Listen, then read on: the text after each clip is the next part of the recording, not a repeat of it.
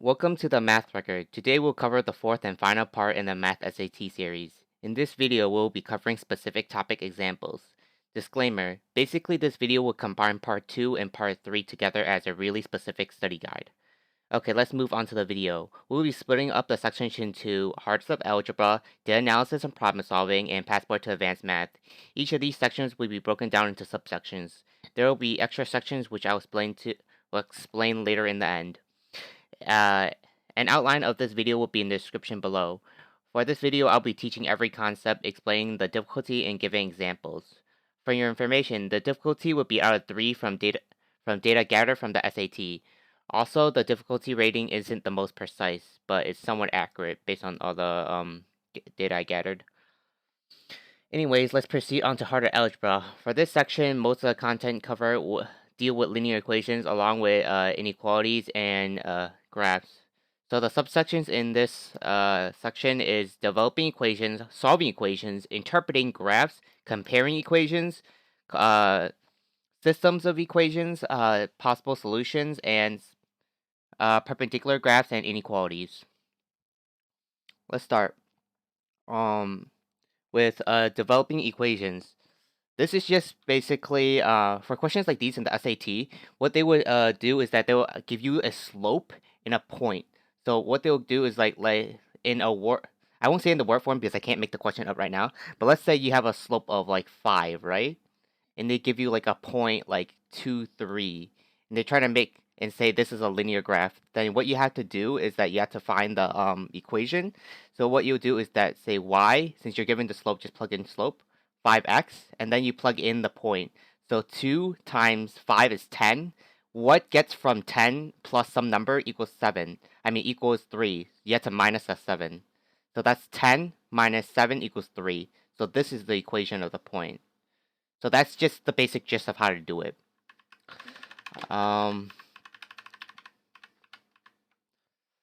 The difficulty is like 1 to 3. Any difficulties that are like ranges from like 1 to 3 is basically that some of the questions are really easy, but most of the questions for these are actually easy.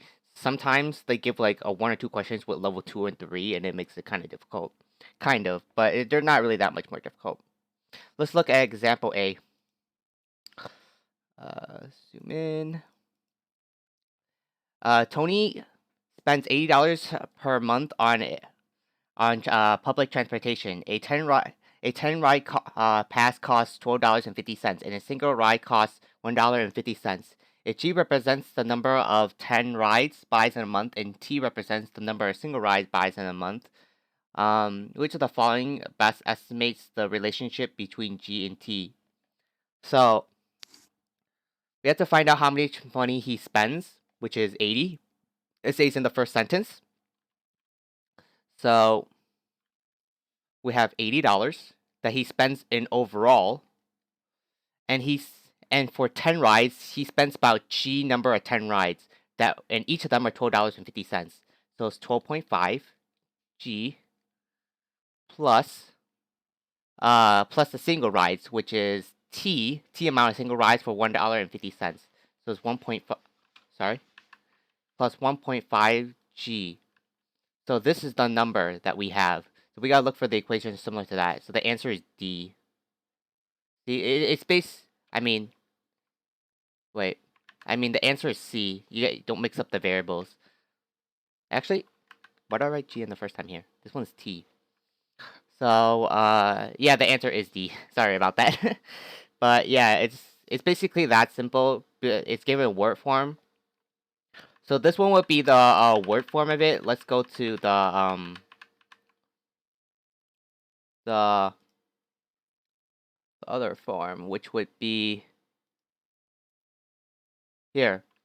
The graph of y equals f of x is a line in xy plane that passes through the point 0, 2, and has a slope of 5. Which of the following equations could define the function f? As said before, it has slope of 5, and it goes through the point 0, 2. Sorry. So we have y equals 5x. Since there's already a 0, 0 times 5 equals 0. So 0 plus what number equals 2? That equals 2. So we have to look for this equation. So the answer is D. It's basically that simple. So that is what developing equations is. Okay.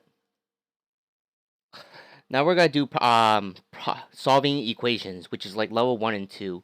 So what you want to do in these type of questions is that you want to isolate the variable and then solve the equation.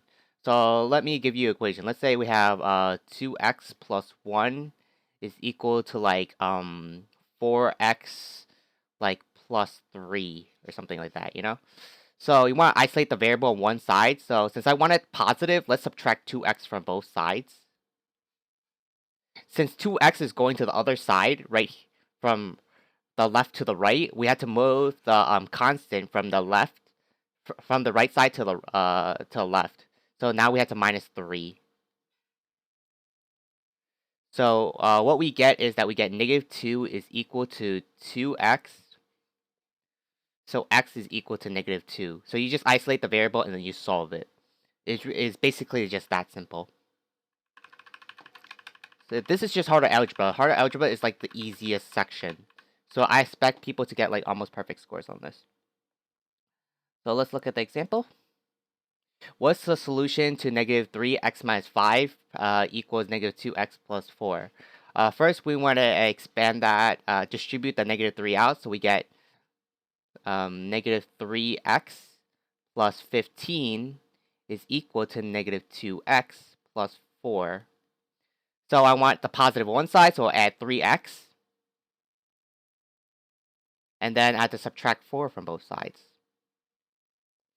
So that gives me 11 is equal to x. So x is just equal to, negative 3x plus 15, negative 2x plus 4.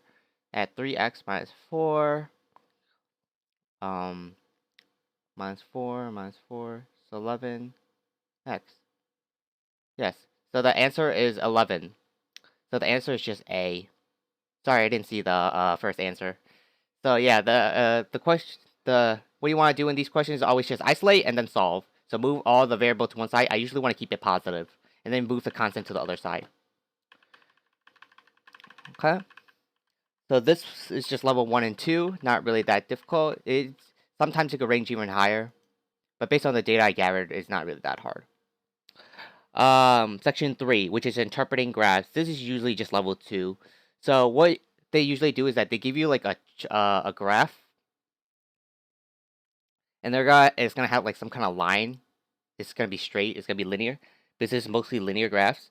They're gonna ask for the slope, and they're gonna ask for they're either gonna ask for the slope like this, so the change in y or change in x. So that will be the slope right here. Not just this part. It's gonna happen all the time. This is a linear graph. So this is the same thing as this, same thing as this. You know, is all the same thing. So, and they're also gonna ask why the y-intercept right here, and they're gonna ask the x-intercept. Usually that's what they do for interpreting graphs. The slope, the y-intercept, and the x-intercept. That's usually all they look for. Or they're gonna and then based on the information, they might ask you for like the equation. So that will be number 3. Let's look at the example. Which of the following could be the equation for the graph shown in the line above? Okay. Let's zoom into the picture. So we have 1 here, so scaling by 1. So it's 1, 2, 3, 4. So just count them, the change in y and then over the change in x. So the change in y, you have to go down 4. So you have to go negative 4. Sorry. So the slope is equal to negative 4 all over 1, 2, 3, 4, 5, 6. And it goes 6 to the right. So the slope simplifies to divide by 2 from the top and the bottom. You get negative 2 over 3. So that's our slope. And we gotta look for the y-intercept, which is just 1, 2, 3, 1, 2, 3, 4, which is just 4. So the y-intercept is at 4. So it's at 0, 4. So the equation would just be y is equal to negative 2 thirds x plus 4. It's basically just that easy. So just look for it. I might have looked at it wrong. Oh, sorry. It was scaling by 2 in the x. So this thing. So this 6 is actually a 12.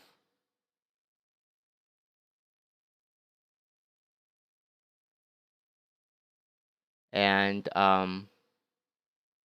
so that means divide from the top and bottom by 4, which would get you negative 1/3. So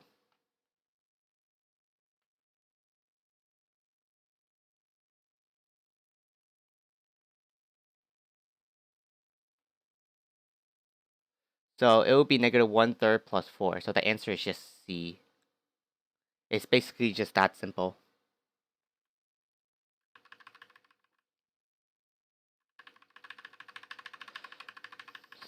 So that would be level like 2 stuff.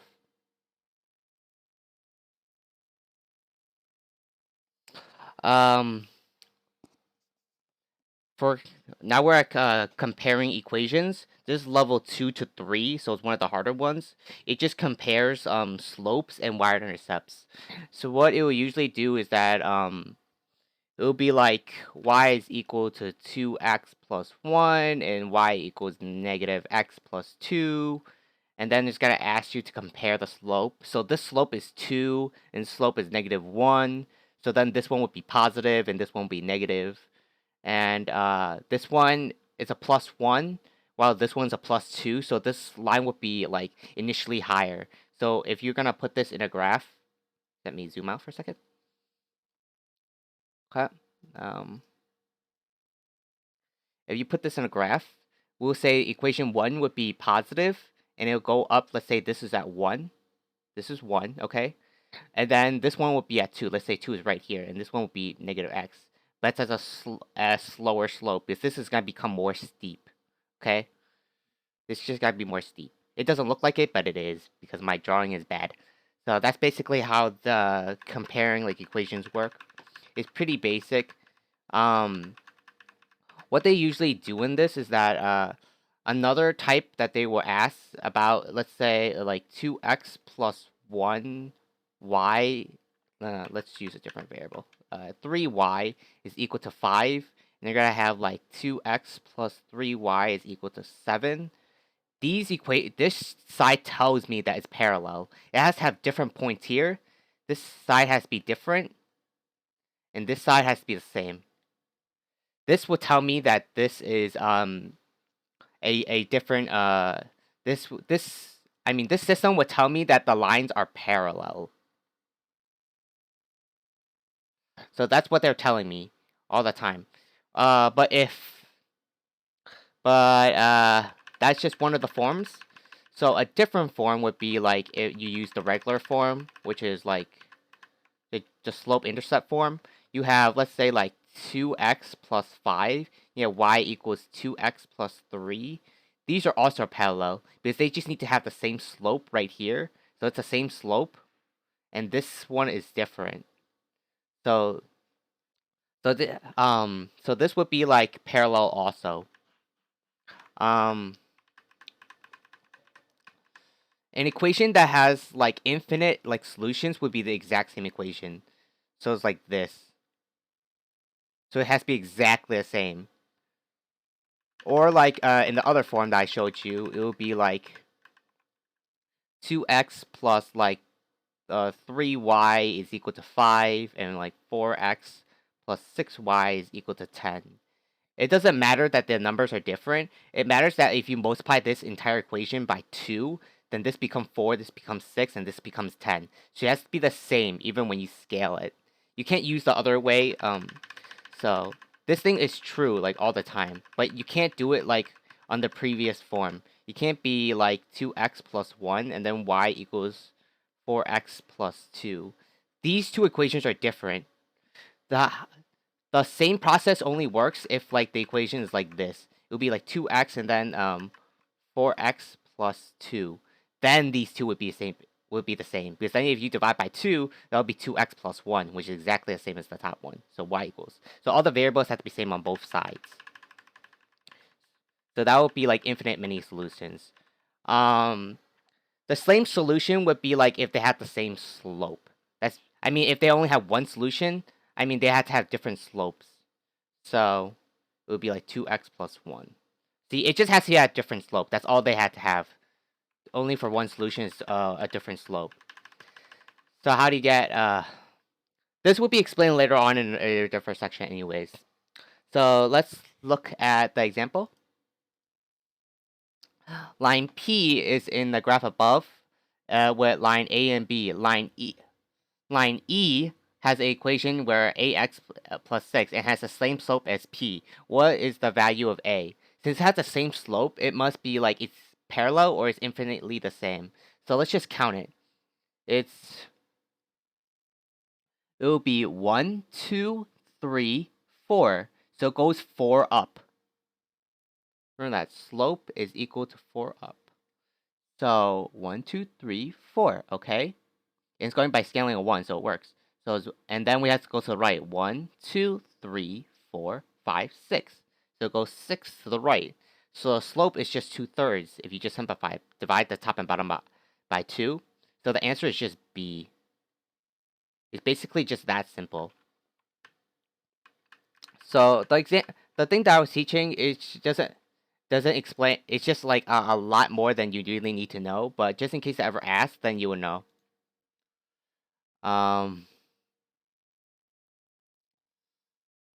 Zoom out. Okay. Section 5. This one is like level 2 and 3 also. This is about system equations. Usually these are only 2 variables. So I'll just show you like the elimination method. I'll just make up a random like equation.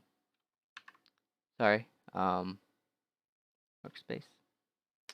So 2x plus y is equal to like 5. And we'll have 3x minus 2y is equal to 4. Okay, so what I'll do is that I'll see the top and bottom. I see that there's a negative version here and a positive version here. So I'll multiply the top version by 2. So that'll make 4x plus 2y is equal to 10. So then when I add them together, the y variables like eliminate each other because it's negative 2 and 2. Then this one makes 7 and that makes 14. So x is equal to 2. Plug 2 back into the equation. That is 4 plus y is equal to 5. So y is equal to 1. So the answer is just 2, 1. So it's basically just that simple. So that's how I do with system equations. I usually just always use the elimination method. Substitution kind of takes a little bit longer, and that's why I never use it. But you could also use that. It's another way you could do. If you use the substitution method, what you'll do is that you have like this. I'll just put it in y because it's already a single variable. So y equals 5 minus 2x. So rewrite it and then plug y back in. You get 3x minus 10 plus 4y is equal to 4. So that makes 7x equal to 14 and x equals to 2. And you just do the exact same process and you get y equals 1 again.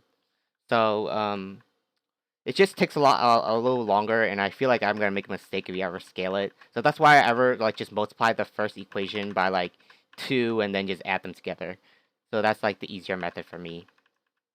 If they're like the same variable, like let's say we have 3x plus y, and we have something like that, what I'll do is that I'll multiply one of the equations by negative, and then I just add to the other one. So this is another really simplified example. The SAT won't probably use something kind of this easy. Maybe they will, I don't know. I'll multiply the first equation by negative because whenever I want the negative side multiplied, I want it to add to like the positive version, and then they make up to like still a positive at end. So let's say I multiply the first equation by negative. So negative 2x minus y is equal to negative 5. Add them together, that's x. The y's cancel out, is equal to 2. You see how the 2 is positive? Because I want it to be positive. Because if I multiply the second equation by negative, that'll make negative 7 plus 5, and that makes negative 2. And then you have negative x is equal to negative 2, and the x is equal to 2. I just feel like it's, like, if you might make a math mistake, like, the negative changing signs just kind of make it hard. So I just keep it positive all the time. So x is 2, and then you plug 2 back in, and you get y is equal to 1. So it's the same process, just elimination, but now if, like, all the variables like at the same sign. Let's go to example. Let me zoom in again. So, see, like this is the case I told you about. Like there's a negative y and then there's a positive y. So I'll multiply the second equation. Let me write the first equation down first, and I'll multiply the second equation by 3. So I get 9x minus 3y is equal to 90. So then when I add together, the y's cancel out and you get 11x is equal to 121. So x is equal to 11. So if x is equal to 11, you plug it back into the equation. Let's use the second one because it's easier. That'll make 33 minus y is equal to 30. So y is equal to 3. So the answer is 11, 3. So the question is asking, xy is the solution, which is 11, 3. What is the value of 100x plus 40? So that's 11 times 100 is 1,100. And 3 times 40 is 120. So your answer is 1,220. So it's basically just that simple.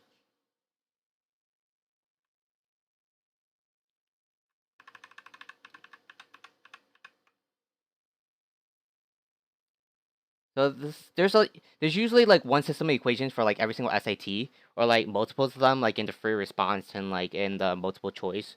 So just like know how to do those and just use the elimination method like 20 billion times, you get it right. Basically, it's not that hard. Now going back when I was talking about like possible solutions, like for equations, like when we had like y equals like 2x plus 1 and y equals like 2x plus 2, and they have like same slope, so they only have, so this one is parallel, so they have like no solutions. So basically, this is like really easy to memorize. So I'll just write these equations out for you. So generally, what will let's just split this into thirds first. Sorry, I need more space. Okay. Now let's split this into thirds. Okay. So let's say we have something like 0 solutions, 1 solutions, and 2 solutions. I mean, not 2 solutions, infinite solutions. Okay. 0 solutions would be like if they're parallel, only when they're parallel. So what they will do is that is y equals ax plus b and y equals ax plus c. A, B, and C are all numbers, so it's like 1, 2, 3, or whatever the numbers are, I don't care. But the slope has to be the same, but the y-intercept has to be different. So same slope, different intercepts. It has to be specifically the y-intercept. So that's how it is. For one solution, it has to have different slope, which is just let's say ax plus b, and y equals like cx plus like some other number, I don't care. Like only the slope, all it has to have is has different slope. I don't care what the y-intercept or the x-intercept are. I don't care. The only thing that matters is that there's it's a different slope. If they're different slopes, then they're gonna intersect at one point if they're both linear. That's basically it. That's all you want. So only one point, only one solution is that they have different slopes. That's all it is. Infinite would be like ax plus b and y equals ax plus b. They have to be the same slope and the same intercept, but the same y-intercept, okay?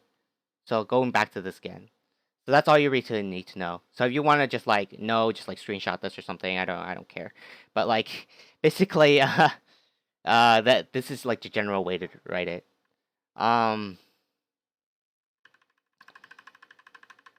Now like in the other form that I showed you, which like the x and y's are like added to each other.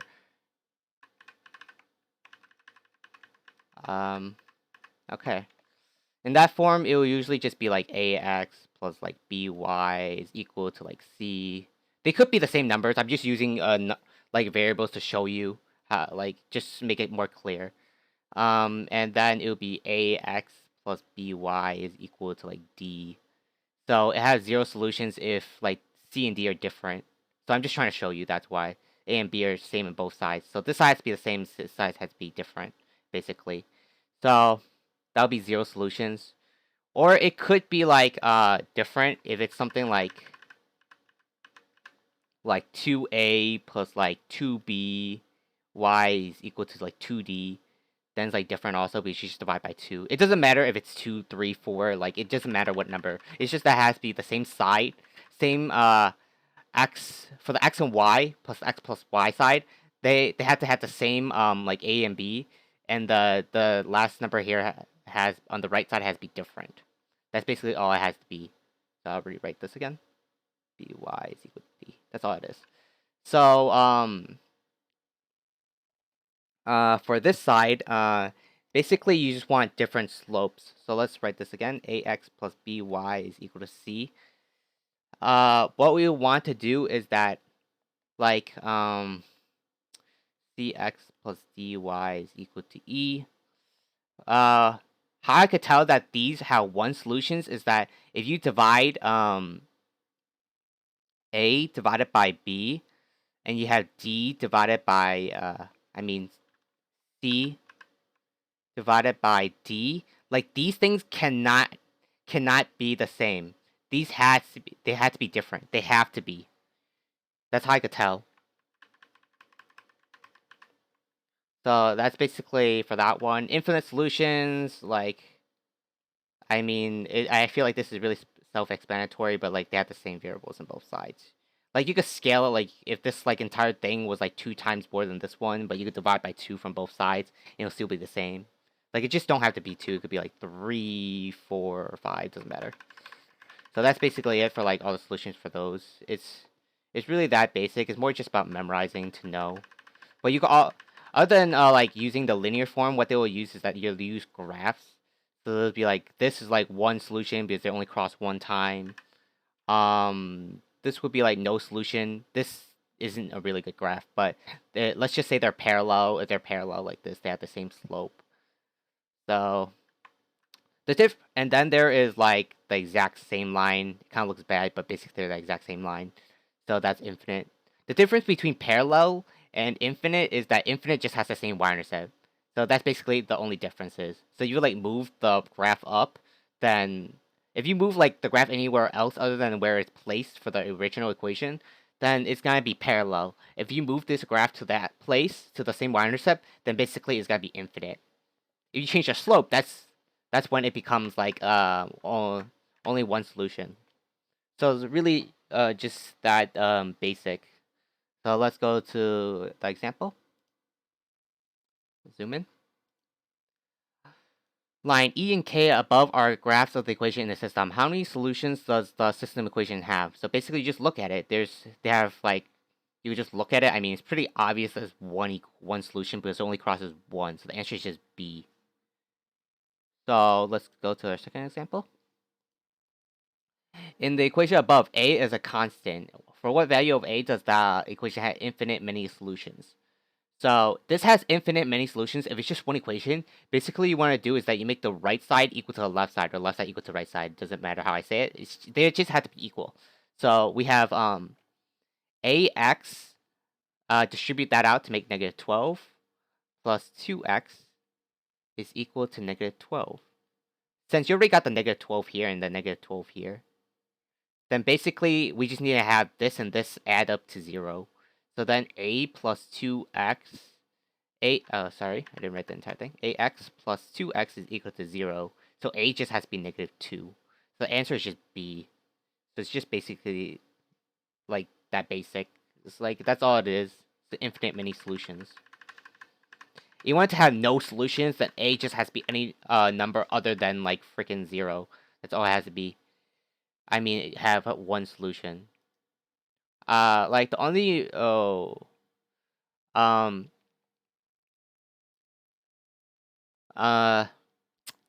mean, that's only for one solution, not for no solutions. For one solution. If you want to have like no solutions, it would be like if the -4 is multiplied by like a 2, so it makes like -8. And then like the a is also -2. So that -2 adds up to the 2. That makes oh, oops, I didn't expand that out. That's actually the wrong answer. Sorry about that. We have ax minus 12 minus 8x is equal to -12. So the 12 is the same, so you just need to cancel out the 8, so a has to be 8. So the answer is actually D. Sorry about that one. But like basically let's say like if you want to have no solutions, it would be like if a is that looks terrible. A is at 8, but also if like this wasn't a 12, but this was like -10 or something. It just has to be something different from -12. So then when these cancel out, it would be like -10 is equal to -12, which is not true. So I have like no solutions. So that's basically how to write those. Really basic. Number section 7, it talks about perpendicular graphs. So basically, when they give you an equation like this, it would just be like, let's say they give you like the graph form, then it's gonna be something like this. They're gonna give you a graph, and then they're gonna give you like the perpendicular graph will be like this, and it's gonna make a right angle with that graph. So that's basically just gonna how it looks. For the numerical one, we just have like y equals mx plus b. The perpendicular graph, all it has to have is it has to have the negative of the inverse. I don't care what the oops, because that looks like an A. I got confused. Okay, y equals -1 over mx plus b. So basically, it just looks like this. So the slope just has to be the opposite and the reciprocal. That's basically all it has to be for it to be perpendicular. I don't care what the y-intercept is. It could be like the same y-intercept but the different. It doesn't matter. It just has to have negative and in the negative version of it and reciprocal, and that will be the a perpendicular graph. It really is just that basic. So harder algebra is like the most basic stuff that you need to learn. So in the xy plane, line L has a slope of 2 if line K is perpendicular to line L, which of the following could be the equation of line K. So basically, the slope is 2, so the perpendicular would be 1 over 2, and then the negative of that. So it's just -1/2. So we need to look for the slope with that. If you just move the x to the other side and divide by the other one, it would just be -10 divided by -5, so the slope is 2. So, which is not, so answer A is not right. Move -3 to the other side, 3 to the 3x to the other side and divide by -6, that makes 1/2. It's supposed to be -1/2, so B is not right.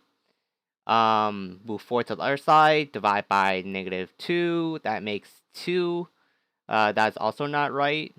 That's C, so that's not right.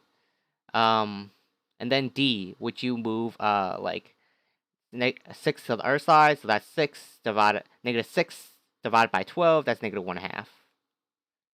Which is correct. So the answer is D. So it's basically just that simple. So if they ever give you this form, just move the x to the other side and then divide by the coefficient of the y. So it'll be like, if you still don't understand why I'm saying, like, it's just basically 12x equals to 36, right? And then you minus 6x, so 12x equals to 36 minus 6x, and then divide by 12. So that's 3 minus, like, 1/2 x. So basically that's what I'm doing. So you just need to look for the slope. I really don't care what the 36 is. So what I'm thinking in my head is that it looks like this. So I'm just gonna minus 6x, so it'll just be like 12x. I really don't care what this number is, it's just a question mark in my head, I don't care. So I just have 6x, and then divide by like 12, so it's just negative like 12, negative 6 over 12, so it's -1/2. That's basically all I'm thinking about. So that's all that matters. So I just do that for A, B, and C, D, and I'll check if it's like perpendicular. So it's pretty basic. This one's like level 2 and 3. I don't know why, but I guess it is. Inequalities, I guess I don't really know how you could like learn this except with just learning the examples. But basically for this section, you just need to learn your like terms, I guess. So, oops, Putting in the wrong one. Get out. Okay, pretty good. This would just be a greater than symbol. Like, I assume people should know this. This is less than. Greater or equal to. So, oops, I wrote that again. And this would be less than or equal to. I mean, it's like, basically what they're trying to say is like, let's say 3 is greater than 2, which is true. Or like 2 is less than 3, which is also true. And then you have like 4 is greater than like 3. And then 4 is greater than or equal to 4, so it's the same thing. And then 3 is less than or equal to 4, or 3 is less than or equal to 3. So these are all true. So it's just basically that simple. I mean, I guess the last one you probably all would know is just equal sign. Like, there has to be 2 equals, so 2 equals to 2. You can't be like 3 is equal to 2, so that's not correct. So it's basically just that. But now, like for the SAT, like I don't really know how to prepare for this one for you guys. But like basically you're just gonna have to practice more and you understand like the wording. And then then you just put the words together to make like a coherent like like equation, inequality. So like this, you just gotta look at the example.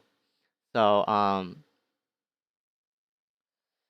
a clothing store has a sale on shirts and pants. During the sale, the cost of each shirt is $15 and the cost of each pair of pants is $25. Geoff, I don't know, can spend at most $120 at a store. If Geoff buys S shirts and P pairs of pants, what of the following must be true? So you gotta look for the total amount of money.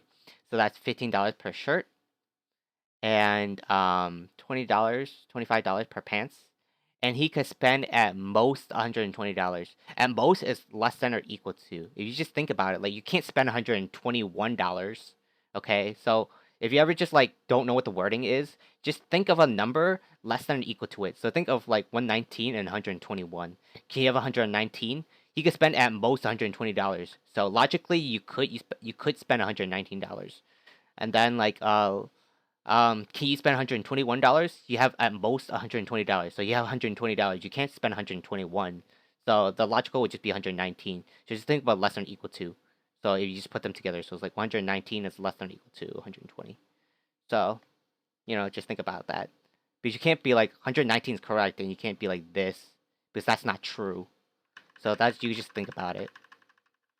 So these are like pretty basic. So you just look at this. The answer would be A. Like, it's just that easy. So that's basically all of harder algebra. This is like difficulty 1 and 2. You just need to learn your symbols for these. So, well, that's all for harder algebra. Let's transfer over to like data analysis, problem solving. So next, okay. For this section, most of the content deals with just ways of like representing data and how to interpret them. So they just give you a bunch of like data and charts, and that's how you had to do it. So the subsections are scatter plots, charts, box plots, quadratic model, which they'll give you the equation most likely, and then center and spread, unit conversions, proportions, scaling variables, and representing variables. The last two are probably pretty much similar, but I'll show you why later on in the video. Let's work on like scatter plots now.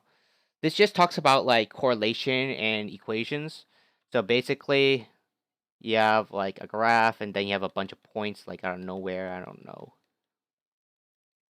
Usually they just only have like the positive x, y axis, so usually just like this, but I'll just draw the entire thing out for you. This looks bad, but like basically what I'm trying to show is that it's positive. So it's just a positive correlation. I'm not the best artist in the world, so don't judge me on that. But basically it's just like that.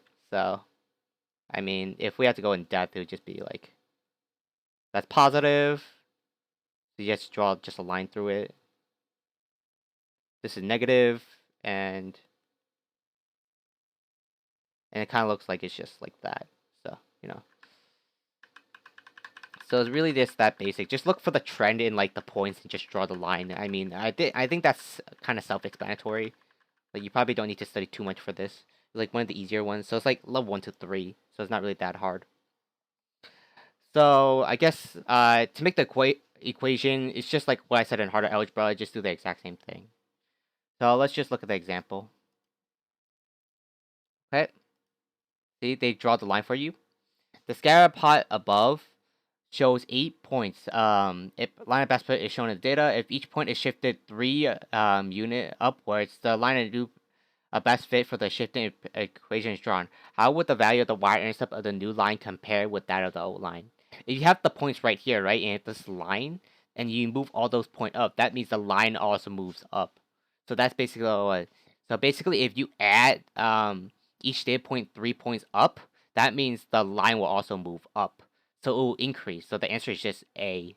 The y-intercept will be the same, but the slope will be the slope would be the same, but the y-intercept would be different. I guess if you ever want to ask, the x-intercept will also be different because, like, just think about it. Like, if the x-intercept is like right here, but then you move it up, that means the line would just like move away from the x-intercept to like right here. So I don't know. Like, if you just think logically about it, you'll get it right. Okay. Now charts. I'm just gonna show you the examples for these. Like, they're just really specific for SATs. So, for quadratic model f, the table above shows some of the values x and the corresponding values of f of x. Which of the values could define f? So basically, you just look at the points, and then what you do for charts is that you just probably just plug them in. So what you do is that 2, 1 here, so that's negative 1 squared, that's 1, 6, okay, that's incorrect. 2, negative 1, square 1, 10, that's wrong. That's 2, that's 9, that's also wrong, so that's negative, wait, 2, 4, nope, 2, nope, no, and then 2, 4. Actually, I'll just solve this out for you. So, based on what the points are telling me, you could kind of just if you have a calculator, you could put it in like a regression, and you could basically get the answer that way. But if it's like non-calc, then you could probably just plug these points into the answer, and you get it right. Like I said before, so I don't know why I didn't get it right the first time. That's negative 1, so that's 1, that's x6. That's not right. 2, negative 1, that's 1, so that's 10, that's also not right. 2 here, that's 0, 7, okay. That C could be a possible answer. Sorry, C. D, put 2 here, that's negative 1, that's 1, 2, 7. So D could be an answer. So we got to test the other points. So 3 and 5. So 3, that's 1, that's 2, that's 9. So 3 is not right here, so the answer is not C and D. You could check also the other points. So 3 here, that's 3, 5, yeah, perfect. 4 here, that's 1, that's 2, that's 7. Yeah, so D is the answer. It's just that easy. Like, whenever they ask questions of these for charts, like, pretty basic. This is more of a linear, like, chart, like, equation related. Let's actually, like, a real chart. So the total number of followers of a Bars Rovers social media account is 1,764,000, as summarized in the age above. Which of the following could be the medium age of the followers? The medium age means the 50th percent. So we just gotta look for like so we divide this number by 2, and we have to look for that number. So basically 17, so that's 8. Oops, why am I not writing anything? Workspace.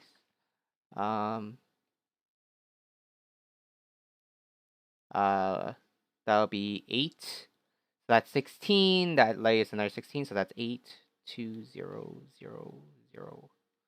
So yeah, so we gotta look for this number really close to it.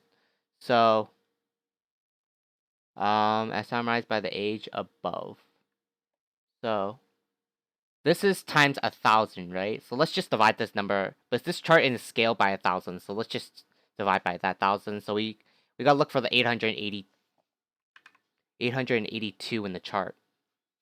So let's start with the lowest. That's like 250-ish.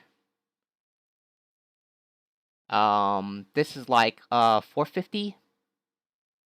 So that's 600 and that's 700. So it's probably at like 26 to so the answer is like right here. So this one would be 350. So before like those two ages would be like 700. You add the last one, that's 1,500. So between that is 800, 882. So we just had to look for like an age between 26 and 34. So we had to look for an age between there. So HB would be the correct answer. So it's just basically like a chart question. The other times they will ever ask this, usually it's just for proportions. So it's really basic. Like they'll give you like I'll just make up a example right now. So let's just say you have like a 2, 3, 4, and 5, and this is like male, female, like test 1 and test 2 or something. I don't fucking know. And then sorry about cursing. Um let's say they say given out of like the females, so out of like the females that's 8. How many of them are in test 1? So that would be like 3 out of 8. So it's basically just that easy. Usually that's how like the charts work for SAT. It's not really that hard.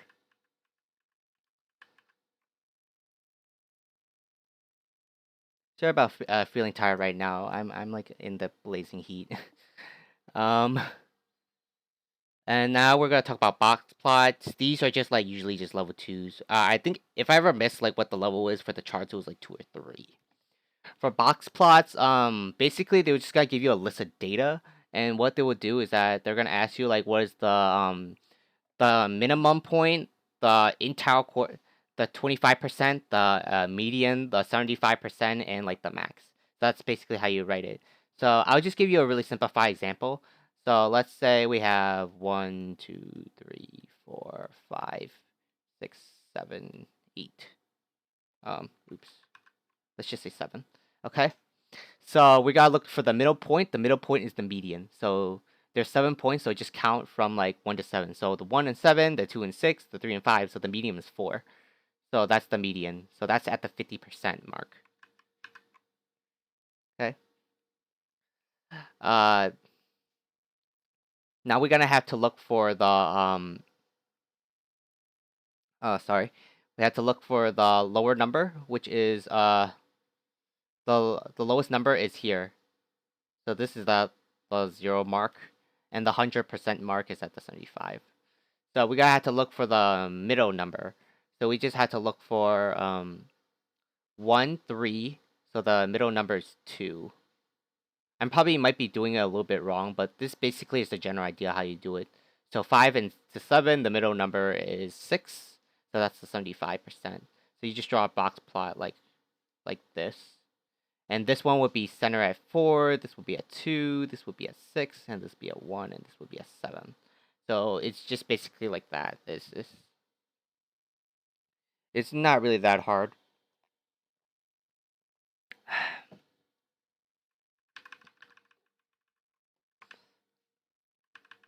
So that's the general idea of the box plot. Oh, sorry. Let me go to example 3 now. See? This would be comparing a box plot. So let's say the box above summarizes the distribution number of fish caught each day of the 2 commercial fish. How many fish does the median number of fish caught by B exceed the median number of A? So like I said before, the median is the middle point. So the median for B is at 40. Sorry. B is 40. And A is at right here, which is at 35. So B minus A equals 5. So the answer is just 5. Basically that simple. So box plots, you just look at the graph. Mostly for data analysis and problem solving, all these questions ask you just look at the like charts, graphs, scatter plots, and you just make you like list those information out, just so you know how to read them. Okay. Section 4. It talks about like the quadratic model. I'm just gonna give you the example for this. This is like level 2 or 3. is one of the higher ones, I guess. Here it is. So f of x equals this equation. You usually don't really need to read all of this because it's just like extra information. But since they give you like a picture and stuff. In the graph, the point 0, 0 represents the entry to the bridge. Which of the following points represent the exit from the bridge of the opposite side? So based on what this is telling me, instead of reading all this, this will be the bridge and you're like driving up the equation. And then you're done with like height of the arch. So which of the point represents the exit from the thing? If 0 here and that's the height of the arch, it's at 0, that means the other one has to be like right here at the other end of the parabola. So it's like somewhere around the 500. So the answer is just D. So it's just really that basic. Or you could use the equation above and you could like rewrite it to solve it. So like find when f of x is equal to 0. I'm not gonna solve it because it has a bunch of like decimals, but basically you're just gonna look for it. But since they provide you a picture, just look for the point, which is really close to 500. So it's like it's 500 comma like 0 something, and the only possible answer is D, which is really close to 500. So it's really just that basic.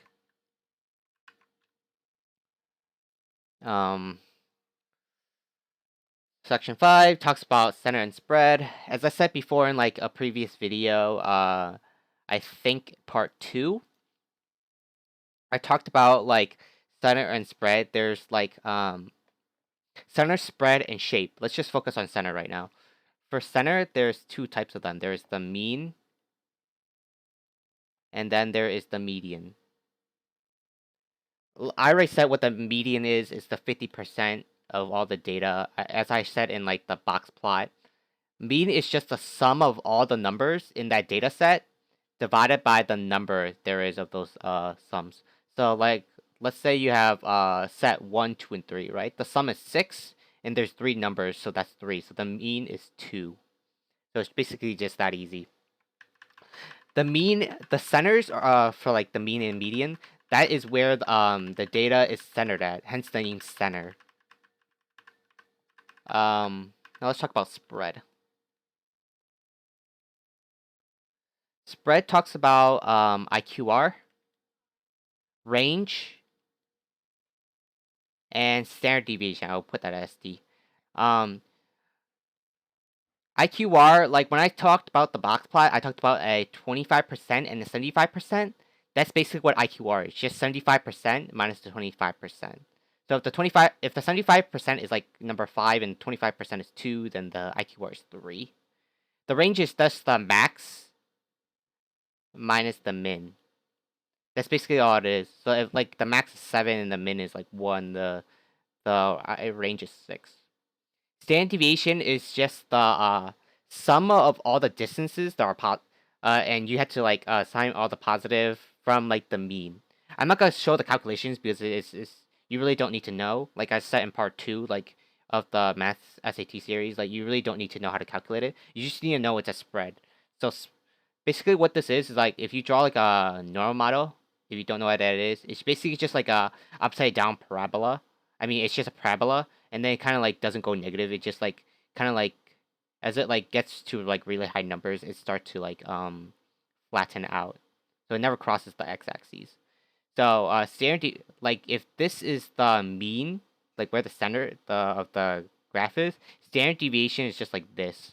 Like how much like distance away it is from the mean. So this will be 1 standard deviation away. Sorry.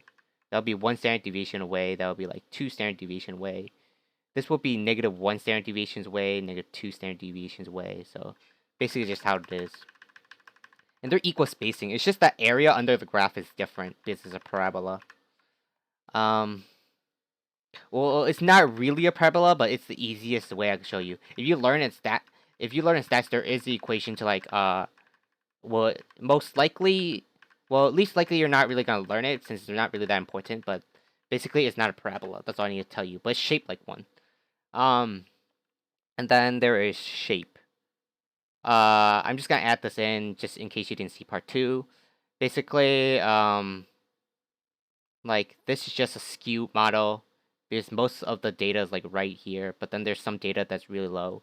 So this is called skew to the left because the tail, like right here, this is called the tail, is moving to the left. Similar to this be skewed to the right because the tail is going to the right. And then, like as I said before, you have like a normal model. So this is symmetrical on both sides, like right here, symmetrical. So really that basic. I could just show you the example for this. So number 5A. So, sorry, my cursor is not working with me. A park ranger asked a random survey of villagers how far they hiked during their visit. Based on the responses, the estimated mean was found to be 4.5 with a associate margin of error of 0.5, which the following is the best conclusion for the data. It is likely that all visitors hiked between 4 and 5. Let's just find out what the margin error is. So if the mean is 4.5 and the margin error is 0.5, that means 4.5 minus 0.5 is 4, less than like how far they hiked, and then 4.5 plus 0.5 is 5. So the margin error is 0.5 on both sides from 4.5. So that's basically it. So what this is telling me, margin error always says where is the like most of the visitors are. Not all of them, most of them. So basically A is wrong because it said all. It is likely that most villagers hiked exactly 4.5 miles. We don't know that. It says most villagers, which is correct, but exactly 4.5 miles, we're not exactly sure. Because anything that sounds like 100% sure, like it says all and it says exactly, usually those are wrong. They're wrong. Like, you're not 100% sure all the time. You're most likely, you're likely or you're least likely. You're not sure. But you're like somewhat confident that is like your answer. You're like 94% confident that that's like the answer. It is not possible that any visitors hike less than 3 miles. That is not true. Just because like the inequality is like 4 to 5, like that's the margin of error, doesn't mean like someone did not hike at 3. Because 4 to 5, like I said, is where it's most likely. So it's not likely that it's hike around 6, but it is possible. But this one said is not possible, which is not true. It's just not really like plausible. So D, it is plausible that the mean distance hike for all visitors is between 4 and 5, which is true because it is plausible. So it's whenever they use these words, usually that's just the answer. So the answer is D. So all of them hike between 5. It is plausible that that happened. So anything that's like seems like it's not 100% certain, but it's like kind of seems like the answer, that's usually the answer. Anything that usually like all and exactly are usually the wrong answer. This second example of 40 fourth graders were 40 fourth grade students were selected at random from a certain school. The 40 students completed a survey about the morning announcements, and 32 thought the announcements were helpful. Which the following is the largest population which the results of the survey can be applied to?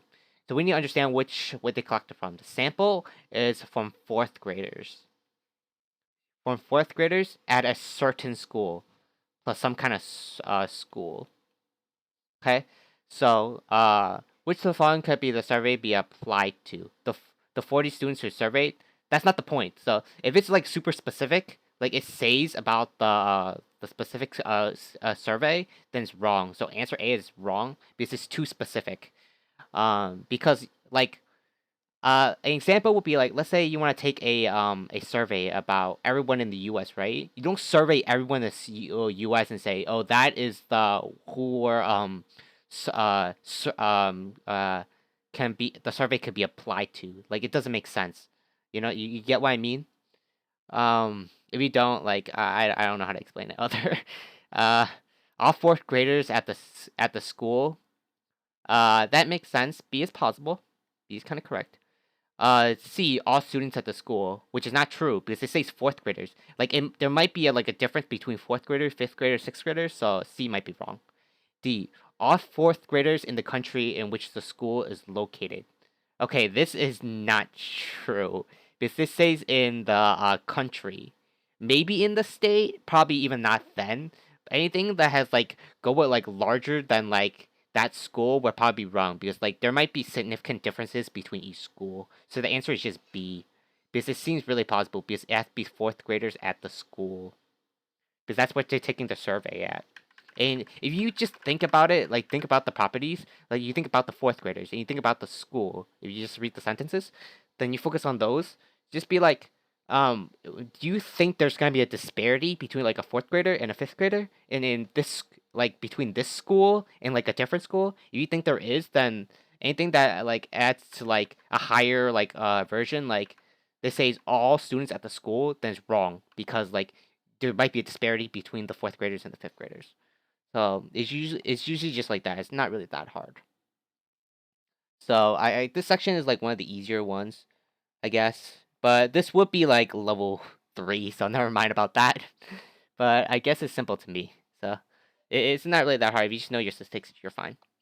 Unit conversions, I'm just gonna show you the example of how to do this. It's not really that hard. You just need to know how to use dimensional analysis here. Learn about it. So basically, a hospital contains one type of medicine in 2 decagram containers, based on the information given in the box above, right here. How many 1 milligram doses are there in the 2 decagram container? So you have 2 decagrams, right? Times, you want to take out decagrams and you want to have milligrams, but the decagram goes to grams, so we're gonna write that first. So you have 10 grams for 1 decagram, right? So then when you do that, that crosses out the variable out from the top and the bottom. You know how fractions work, basically. So now you want to transfer from grams to milligrams. So you have 1,000 milligrams to 1 gram. The grams cancel out. So you have 2 times 10 times 1,000. So that's like 20,000. So the answer is just D. So that's basically how to do unit conversions. It's not really that hard. Just use your dimensional analysis and you'll be fine. Or whatever way like your teacher taught you, it's most likely that's easy too. Um, Section 7. This one talks about proportions. So usually for these, they uses like percentages or something like that. But mostly when I want to solve it, I use fractions or decimals. So when they say they have 20% less, what I'll use is that it's 1 minus that percentage. So that's 0.8. So if it has like 20%, not less, but now it's more, then it's just 1 plus 0.2. So that's usually how I do it, like with decimals. Uh, so whenever they use like percentage, I mostly just use decimals. But when the times I use fractions are like when they have something like this, like a is equal to 2b. So what does 2a equal to? So usually I just write like a over 2b is equal to 2a over question mark. So then like you multiply this side, entire side by 2, so that makes 2a is equal to 4b. So then the question mark has to equal 4b. So that's the answer. Like that's just how I do it for fractions. So this it's like the simpler versions and like the faster ways. Just think about it for me. If you want to use the way 2, it's like fine. So section 7. So like as I explained before, a divided by b is 2. So what's the value of 4b over a? So let's just separate it out. So 4 times b over a is just the same thing as 4b over a. So you write, we don't know what b over a is, but we know what a over b is. So let's just have 4 times 1 over a divided by b. Because 1 divided by a divided by b would just be like the same thing as b over a. So we already know what 4 over, a over b is, which is just 2. So it's just 4 over 1 over 2. So the answer is just 2. So it's just basically that simple. The answer is like C. Really basic stuff. Let's work to another example. A number is 20% greater than the number y is 20% greater than number x. So y is 1.2x. You know, as I shown before in the example, the number z is 20% less than y. So z is 20% less, so 0.8. of y. The number z is how many times x. So question mark x. So we need to find that question mark. So basically, we plug this back in. So z is equal to 0.8 times 1.2x. So basically, just use your calculator and you get the answer. I'm not gonna do the calculation because that's basically what the question mark is. So this is the answer. Because like, let's say like, I don't know what it is. Let's just say like if this number is a, right? Equal to a, then this will be c is equal to a times x. So how many times x is just a times of it. So that's basically the answer. As I said, like percentages use decimals most likely, and for anything like fraction related, like the previous example, for like for this, just use like fractions, which is really basic for proportions. Question 8 talks about scaling variables. So I'm just gonna show you like the example because these are just really specific. So a large distance r from a radio antenna. The intensity of a radio signal I is related to the power of the P. So for the same signal emitted by the radio antenna, observer A measures its signal to be 16 times the intensity by observer B. The distance from A from the radio antenna is what fraction to the distance from B to the radio antenna. So basically, I is the intensity, right? Uh, so observer A is 16 times more than observer B. So let's say observer B, right? So we'll say B is the intensity for the observer. So what fraction of the distance? The distance is r, so the signal has to be the same. So, but same signal, see? So p is the same. So p all over 4 pi, or our radius, we just say that's r1, because that's our first radius for b. So then signal for observer A is 16 times of that. So 16b is equal to p divided by 4 pi, and it's a different distance. So it's r, not r1, but now it's r2 squared. So what is the distance of observer A from the observer A to the what distance of observer A from the radio antenna is what the fraction of the distance of observer B from that radio antenna. So it's just be like A over B. So we're just gonna have to look for this. So basically, we had to divide this by both sides. So B divided by 16 over B is 1 over 16. And this one divided by this is just be like reciprocal this, so the P cancels out. So then you have 4 pi radius 2 squared all over, let me move this over, equals 4 pi radius 1 squared. So the 4 pi cancel out each other, and now you have squared on both sides. So just square root, so that's 1/4 is equal to r2 all over r1. So what do we need to look for? We need to look for what's the distance of observer A from the radio antenna is what fraction of the distance from observer B from the radio antenna. So observer A over B, so it's R2 over R1. So the ratio is 1/4. The answer is 1/4. So the answer is just A. So it's basically that simple. See? It just has to do a lot of variables. It seems hard, but it really isn't. Um.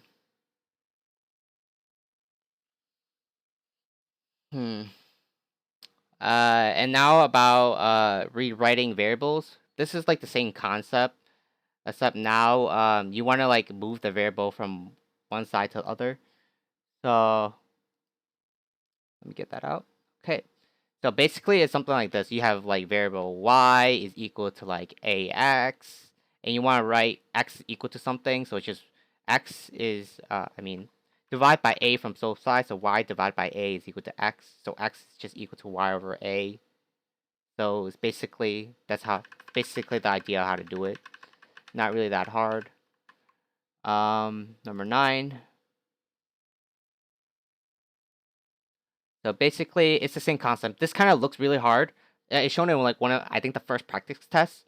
But what you do is that you just move the denominator to the numerator. So it's just this one is on top. So it's this answer right here, and this numerator goes to the denominator, and it's multiplied by m. So it's just p equals to the other side.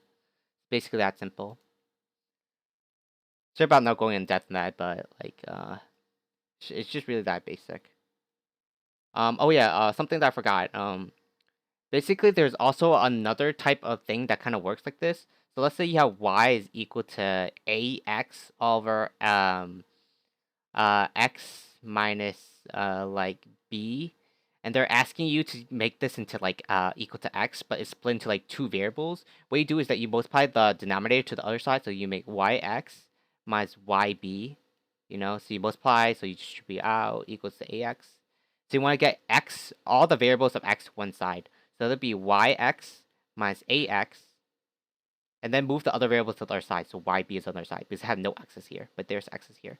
So the x over here is just y minus a equals yb.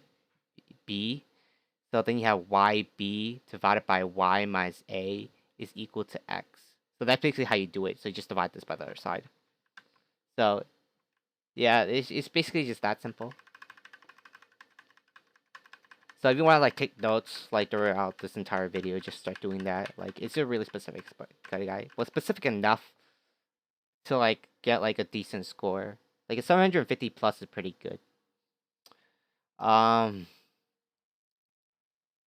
we are finished with data analysis and problem solving. Let's move on to Passport to Advanced Math. For this section, most of the content covered covers quadratic functions mostly, and with other type of graphs, so like polynomials and stuff.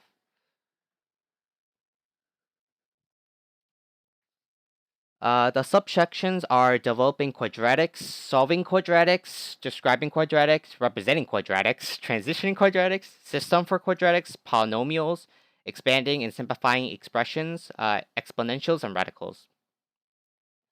Okay, for developing quadratics, I'm just going to show you the example. Which of the following graph could be represented by the an equation could be represented by the graph? So just look at the picture. So basically, let's see which one's right. So this is centered at 0, 2. I mean 0, negative 2. So this could be right. But you just plug in the variables in. So this has scale, this is 4, so that's 3, 2, 1. Yeah, so that's 1 and negative 1. So basically, just plug in the points to see if it's right. So you put 1 here, so that's 2. Minus 2 is 0. Yep, so negative 1, 2, 1, 2, 0. So yeah, the first equation is right. Equation 1 is right. Okay, equation 2. 1, 1, nope. I mean, 1 works, negative 1 doesn't work, so 2 is wrong, so 2 is not right. Now 3, which is just 2x minus 1 and x plus 1, which is true because that's where the form is at. Because there's a 0 here at minus 1 and at 0, 1. And it's scaling by 2, which is true. So it's only 1 and 3 only, so the answer is just C. So it's basically just that simple. Not really that hard. If you just like know your quadratics. Like that's just basically developing it. It's not really that difficult.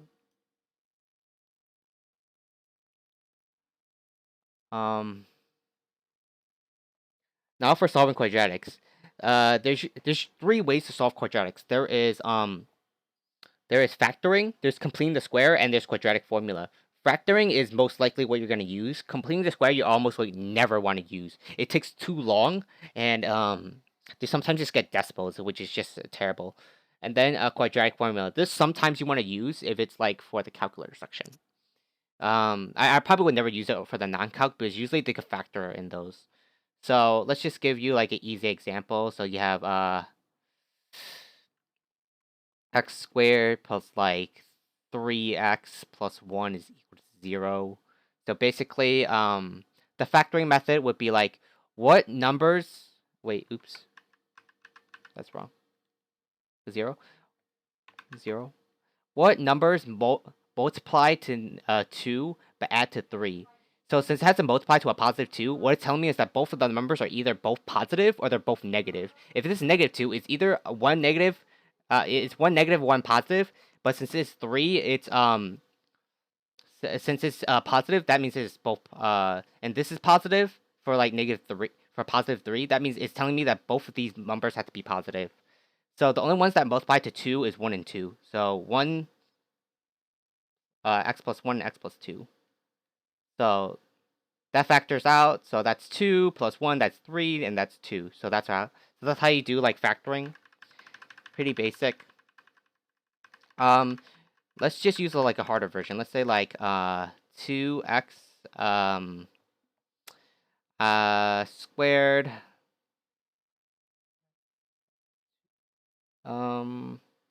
3x plus 1 equals 0. So what I usually write here is that I'll write 2x first, and I'll write x on the other side.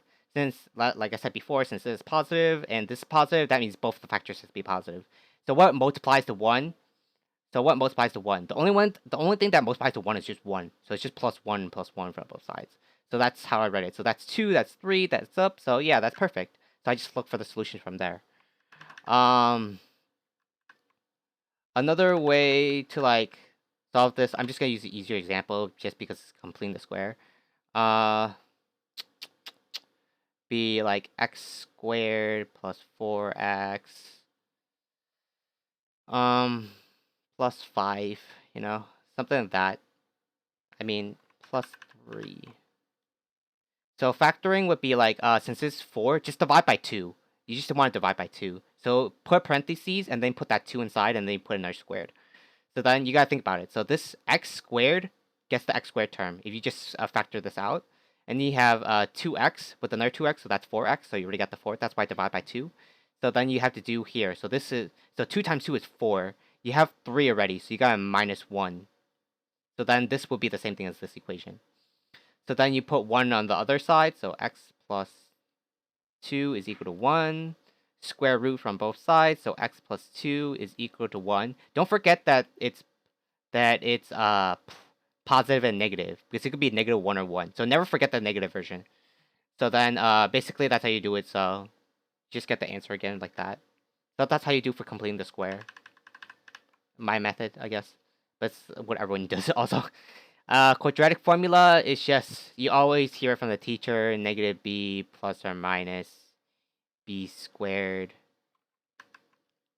minus 4ac all over 2a.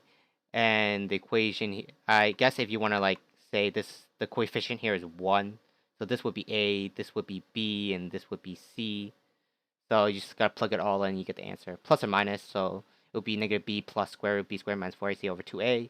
And the other one would be -b minus square root b squared minus 4ac over 2a. So basically it's just that easy. So just if you know your formula. But I usually don't use it because I might make a mistake. So I usually just use factoring because that's what they mostly do. And if they give you something like that, usually you could use your calculator. So that's something you could do too. So it's like level 2 and 3 stuff for like this. Let's look at like example. See, an equation above expresses the approximate height after t seconds with the initial velocity of 25. After approximately how many seconds will the ball hit the ground? So basically for this section, you already have t. There's only t, so there's no constant. So I'll just distribute the t out. So I'll just have h. So it will be t out. So that's -4.9 t plus 25. Since I'm going to assume that -4.9 is really close to -5, I'm just going to assume it's -5. So I'm going to say this is approximately -5t plus 25. So when is the answer? The answer is either at 0 or is either at 5. So the answer is at D. So approximately. Really, really basic stuff.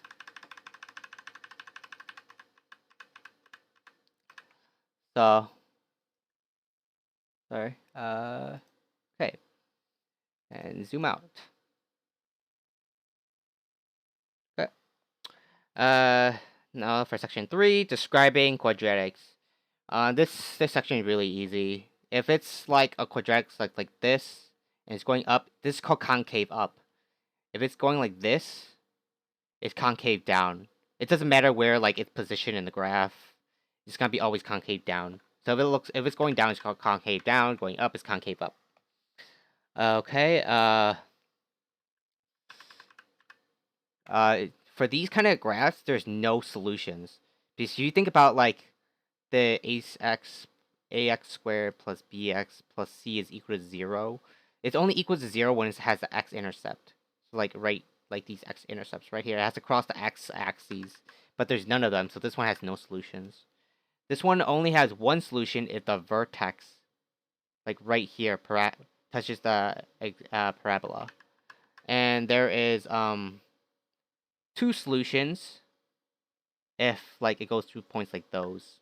It could be concave down also, so like this. So the same concept applies for all three examples.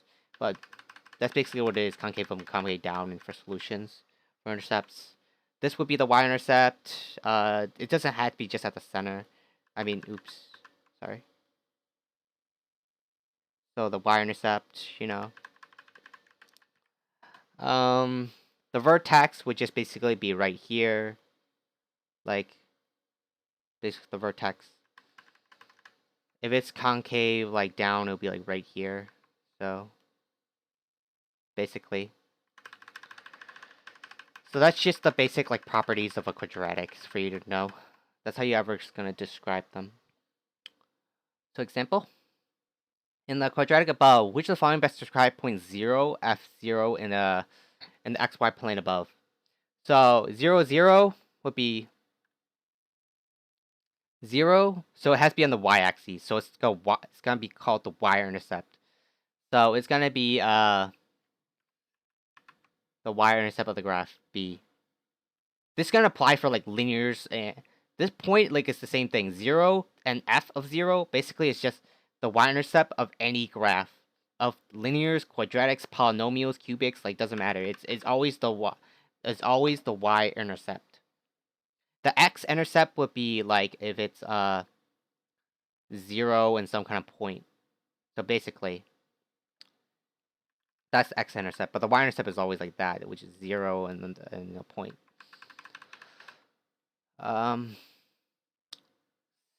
Section 4. This is called about representing quadratics. There is 3 of them. There is the expanded form, the factor form, and the vertex form.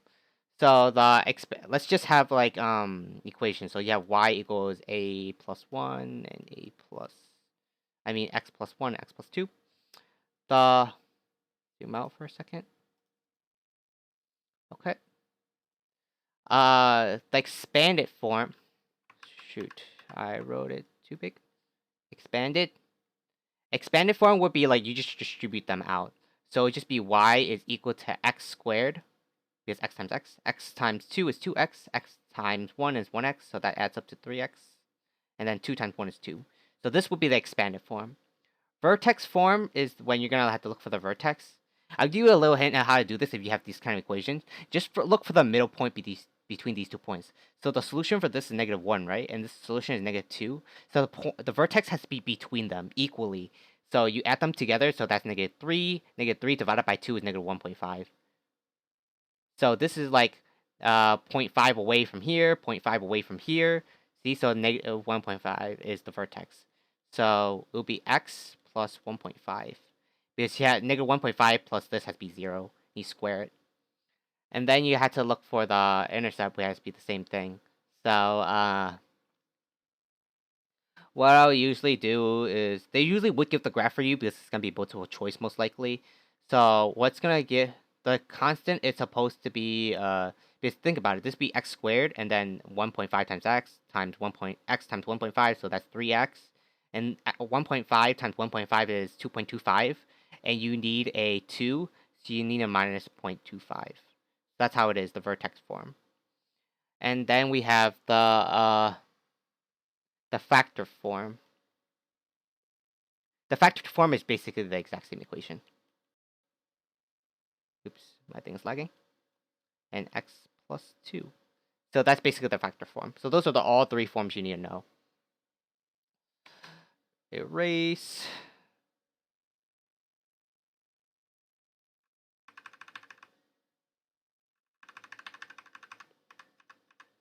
And that is section 4.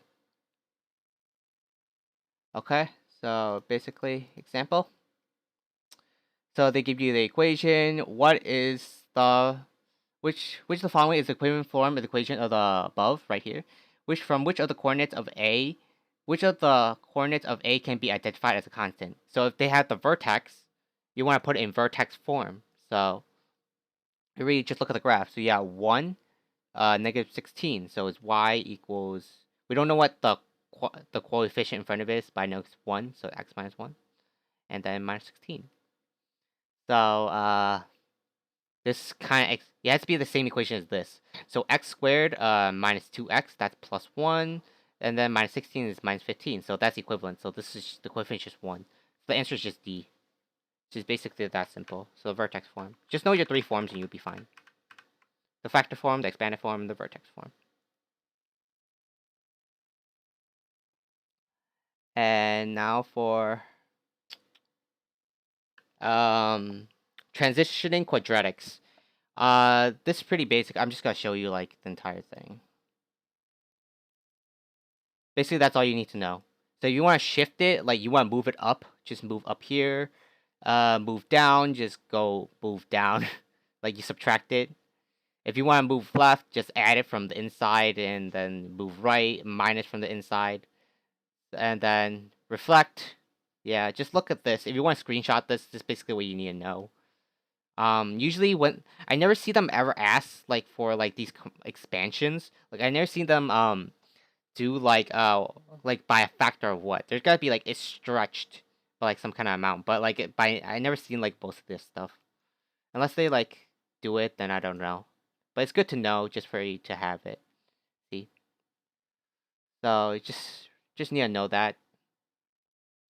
And then the function f of x squared is defined by f of x plus 3.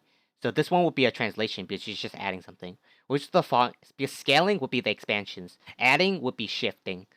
So anything with like -1 and 1, like anything but like changing signs would just be reflections. Which of the following translation of the graph of x in the xy plane results in the graph of g? So what do you get from f to g? You have to add that 3, so it's going 3 up. You could just like also plug it in your calculator if this is a calculator section. So you have to move 3 upwards, so it's just B. The answer is just B. So it's really just that easy. No. Now let's look at systems for quadratic. I'm just gonna show you the examples on this because this one is actually really specific. Like I never see it used a lot. Like I never seen x times y used a lot. So for system of quadratics, like I never seen it used like countless times. So it's just like really basic. Well, really specific. So I don't know. So basically, was if one solution of the above is xy, what's one possible solution of x? I'll show you both solutions anyways. So have x plus y, right? So basically, what you're gonna do is that you're gonna have I'll tell you why it's secretly a quadratic. It's something like this. Because square both sides from x and y, so x plus y squared is equal to 17 squared. 17 squared is 343, I think. Let me check that. It's 17 times 17. That's 49. Oh, nope, that's not right. What is 17 squared? Give me a second. 17 times 17. 289. I don't know why I forgot that. I guess my math skills have been going down. But if you expand this out, that would be x squared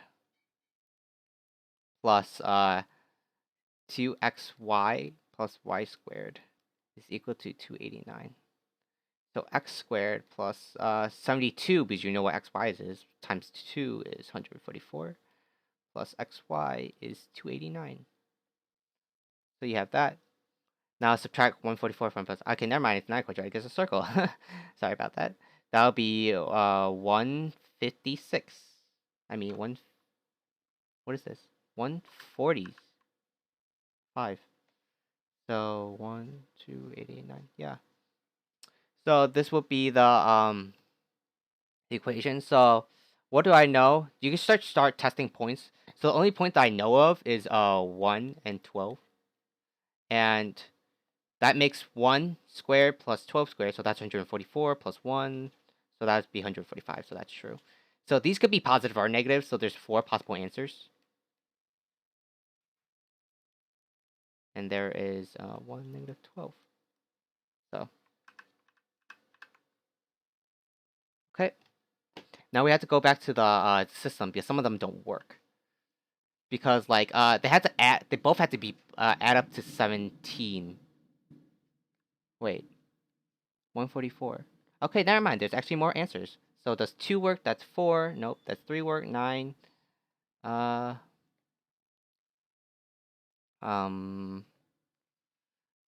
10, 1121, so that's 24. 11, 10, 981, 4. Okay. Okay, got it.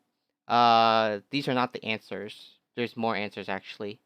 So there is, 8 and 9, because that's 64 and that's 81, so that's 145. See, you just start choosing points. So, like, between 1 and 12. So, 8 and 9, so that's negative 8 and negative 9, 8 and negative 9, and 8 and negative 9. Wait, negative 8 and negative 9. Negative 8 and 9. So, those are the 4 points. So, it can't be negative 17 here, can't be this negative 1, because it has to add up to 17. So, this is not right. So, this is the only answer I could think of.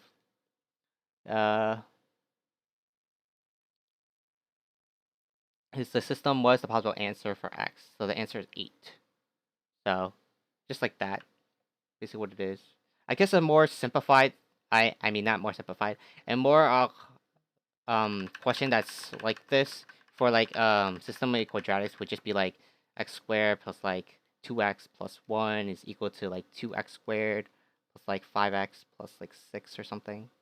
Something like that, and you have to like move all the variables to one side to solve it. So it'll be like subtract x squared here, subtract 2x, so that's 3x, subtract 1 is 5, and then you have to find the zeros. I'm not gonna solve it because it's gonna be a decimal. But that's basically like something like that. And section 7. This talks about polynomials. So basically, I'm just gonna teach you the basic ones about polynomials. Actually, let's go on the equation first. It'll be easier to teach. If it's like x cubed, x squared, x plus like some kind of 1, you always just gotta look for the highest one. So if there's the highest polynomial, this if it's a 3, it's a cubic. 2 are quadratics, 1 is just linear. So if it's like this is a linear, this is a quadratic, this is a cubic. A 4 is called a quartic. But and a fifth, anything 5 or higher, usually it's just called the fifth fifth powered or something. I don't really care for the naming sense of like math. If you just understand it, like if a 5 power polynomial, 6 power polynomial, or 6 root, I think it's called specifically. So interesting properties about this is that like if you have a cubic, it's gonna look something like this. There's gotta be 2 curves, so there's gotta be 1 curve and another curve. If it's gonna be a quartic, like it has x to the power of 4, right? It's gonna have 4 curves. Oops, I wrote that wrong. So it's gonna be like what? I mean, it's gonna have 3 curves, so 1, 2, 3. So the amount, whatever the term is, subtract 1, and that's the amount of curves they have, basically. So that's just a good thing to know if they ever ask you something about that property. And then basically zeros for polynomials. So it's like right here. Same thing as quadratics. Anything that crosses the axis is the zeros. That's basically all you really need to know for those. It's not really something you really need to study for too much. Maybe a little bit just so you get them right and you practice a lot. Like a lot of these you just need to practice. For the function f defined above, what's the value of f of negative 1? So just plug it in. So negative 1 to the power of 3 is negative 1. Negative 1 squared is 1 plus 3 times 3, 3. Negative 1 times negative 6 is 6, and then minus 1. So that's 9. Minus 2 is 7, so the answer is just C. So basically it is a really simple polynomial question. Let's go to another one. For the function h above, where a, b, c are integers, if the zeros of the are -5, 6, and 7, what's the value of c? So basically, if it's these are the zeros, you're just gonna have to write it in. So it's just x plus 5. So y is equal to h of x. I usually just use y and x. X minus 6 and x minus 7. How do I know it's this? Because like if you plug in those numbers in, like each of the one, I mean, to their respective one, it has to like equal 0. So -5 plus 5 is 0, 6 minus 6 is 0, 7 minus 7 is 0. So that's basically it. There might be a coefficient in front, but since this one is already 1, then I'm assuming it's 1, so I don't have to write anything. If it's like 1 here, then there's no coefficient basically. So how you find c? If you just think about it, if you just expand it out, it would just be like x squared minus 6 plus 5, so that's minus x, and then that's minus 30. And you have x minus 7 left over. And then you just multiply those together, so 30 times 7 is 210. So the answer is just 210. It's basically just that. I'll teach you a niche property about the thing. Shoot, I swear everything. Okay. A is just the sum. It's the sum of all those numbers. So basically, what do you do in this would be like, well, it's the negative sum. It's the negative sum. Negative A equals sum. So basically what it is that you add all the things. So it's -5 plus 6 plus 7. And you put the negative of that. And that will equal A. So that will be 1, 8. So it's -8. So the, which is true if you just think about it. Like, if you just like, a 5 goes here, a 6 goes here. So that's -1. And then when you have those terms expanded out, this will go to like, also the x term. So that will be the 7 plus, -7 plus that -1 is -8. So that's how you do it. So the x would just be that. The negative of the sum. B is the product. B is the product of the sum of the products. So basically what it's gonna do is that it's gonna look at like this. It's gonna look at the 5. So look at like multiply each. So you have a -5, a 6, and a 7. So you have -5 times 6 is -30. -5 times 7 is -35. And 6 times 7 is 42. So those are the three numbers. Because it's 5 times 6, this times this times this, and this times this. So then you add them together. So that's -75, and that's -33. So this would be B. That's basically all it is. It's gonna be true. And C is just the product of all those. So C would just be -5 times 6 times 7. So the negative product. Oops. Why did that happen? I don't know.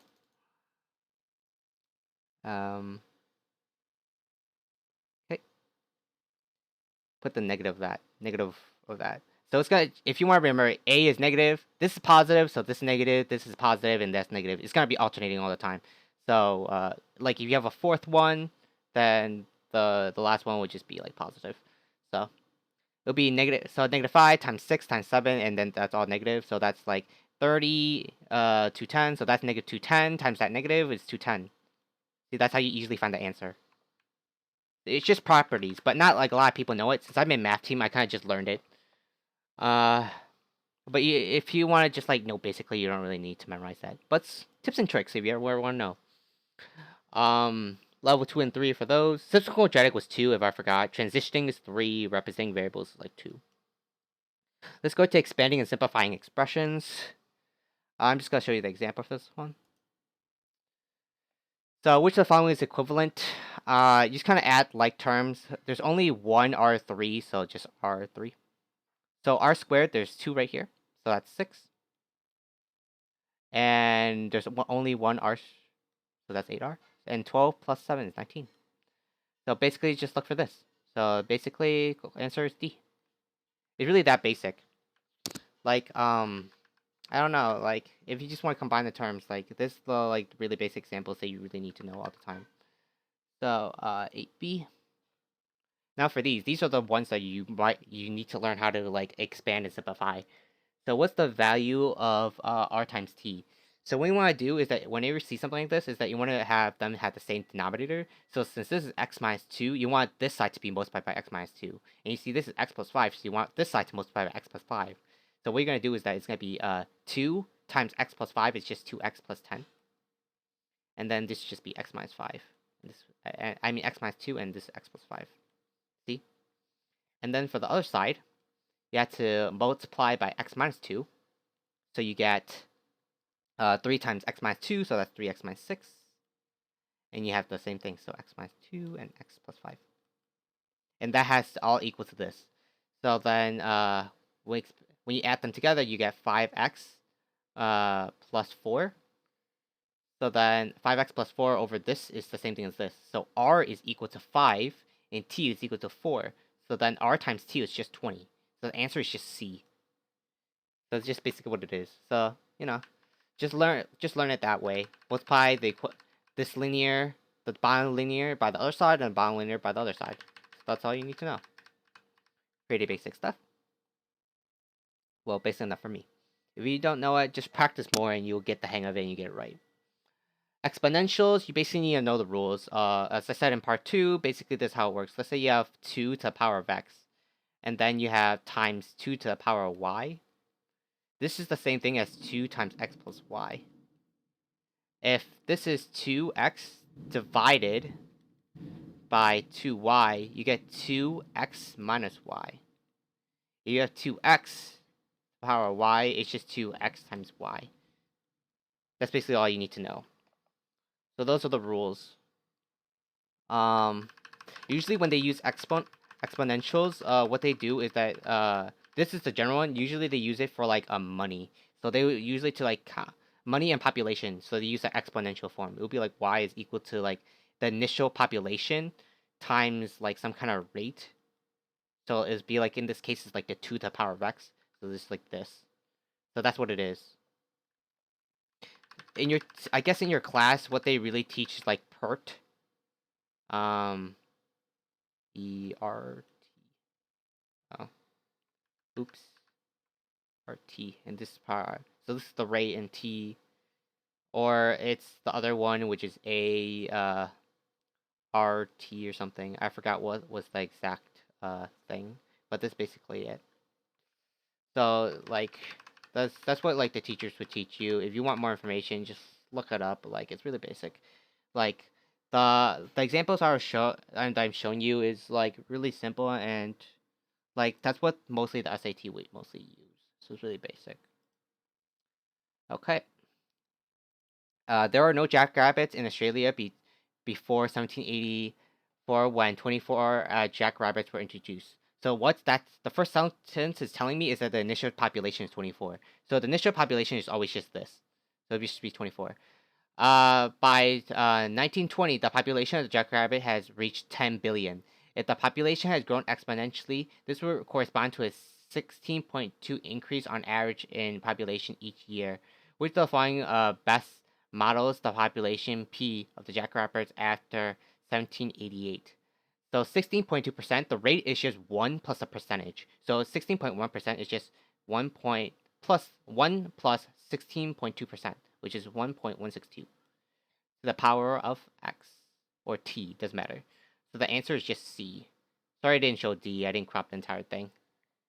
I'm not sure if I could, because college board and like people trying to monopolize things, but basically that's how I have it, you know. So, but it's good enough for you to like learn how to like do it. So initial population, the rate and the time basically. So really basic for you to know before you take the SAT. And now radicals. Radicals is the same thing as the exponentials, but now they're just working with fractions. So now like you also have square root 2, it's just 2 to the power 1/2. So basically the same thing. So square root 2 times square root 3 would just be 2 to the power 1/2 times 2 to the power 1/3. So what's 1/2 plus 1/3? That's just 3. That's just 2 to the power of 5 or 6. No. I guess a good thing to know about this is that let's say let's just say you have something like square root 50. You need to know that it could be like square root 25 times square root 2, and this could be split up to square root 25 times square root 2. Square root 25 is just 5, so the answer is just 5 square root 2. So you basically need to know that. That's what you need to know for radicals. They're usually going to use these equations too. So let's look at the examples. Which of the following is equivalent to the fourth root of x squared plus 4? So let's just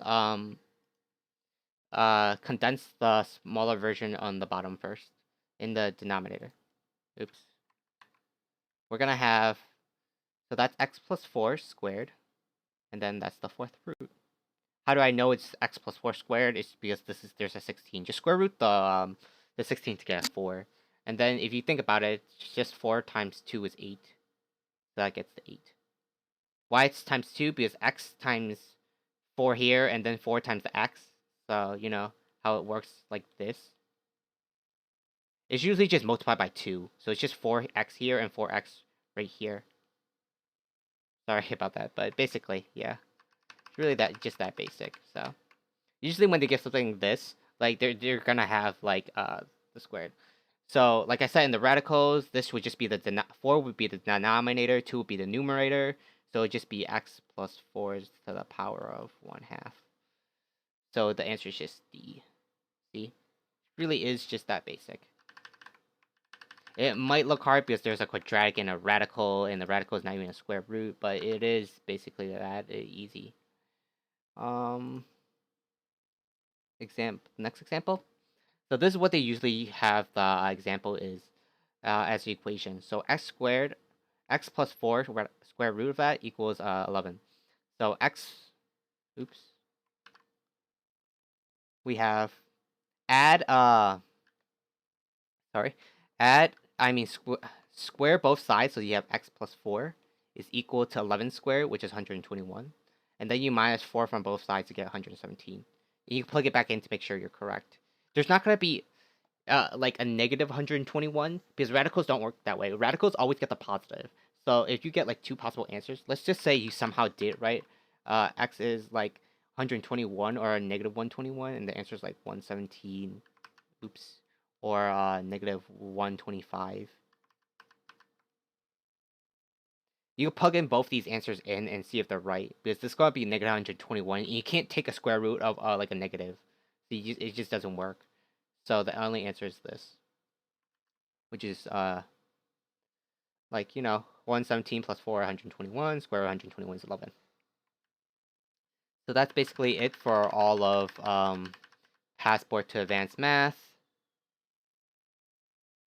So those are the three main sections you really need to know.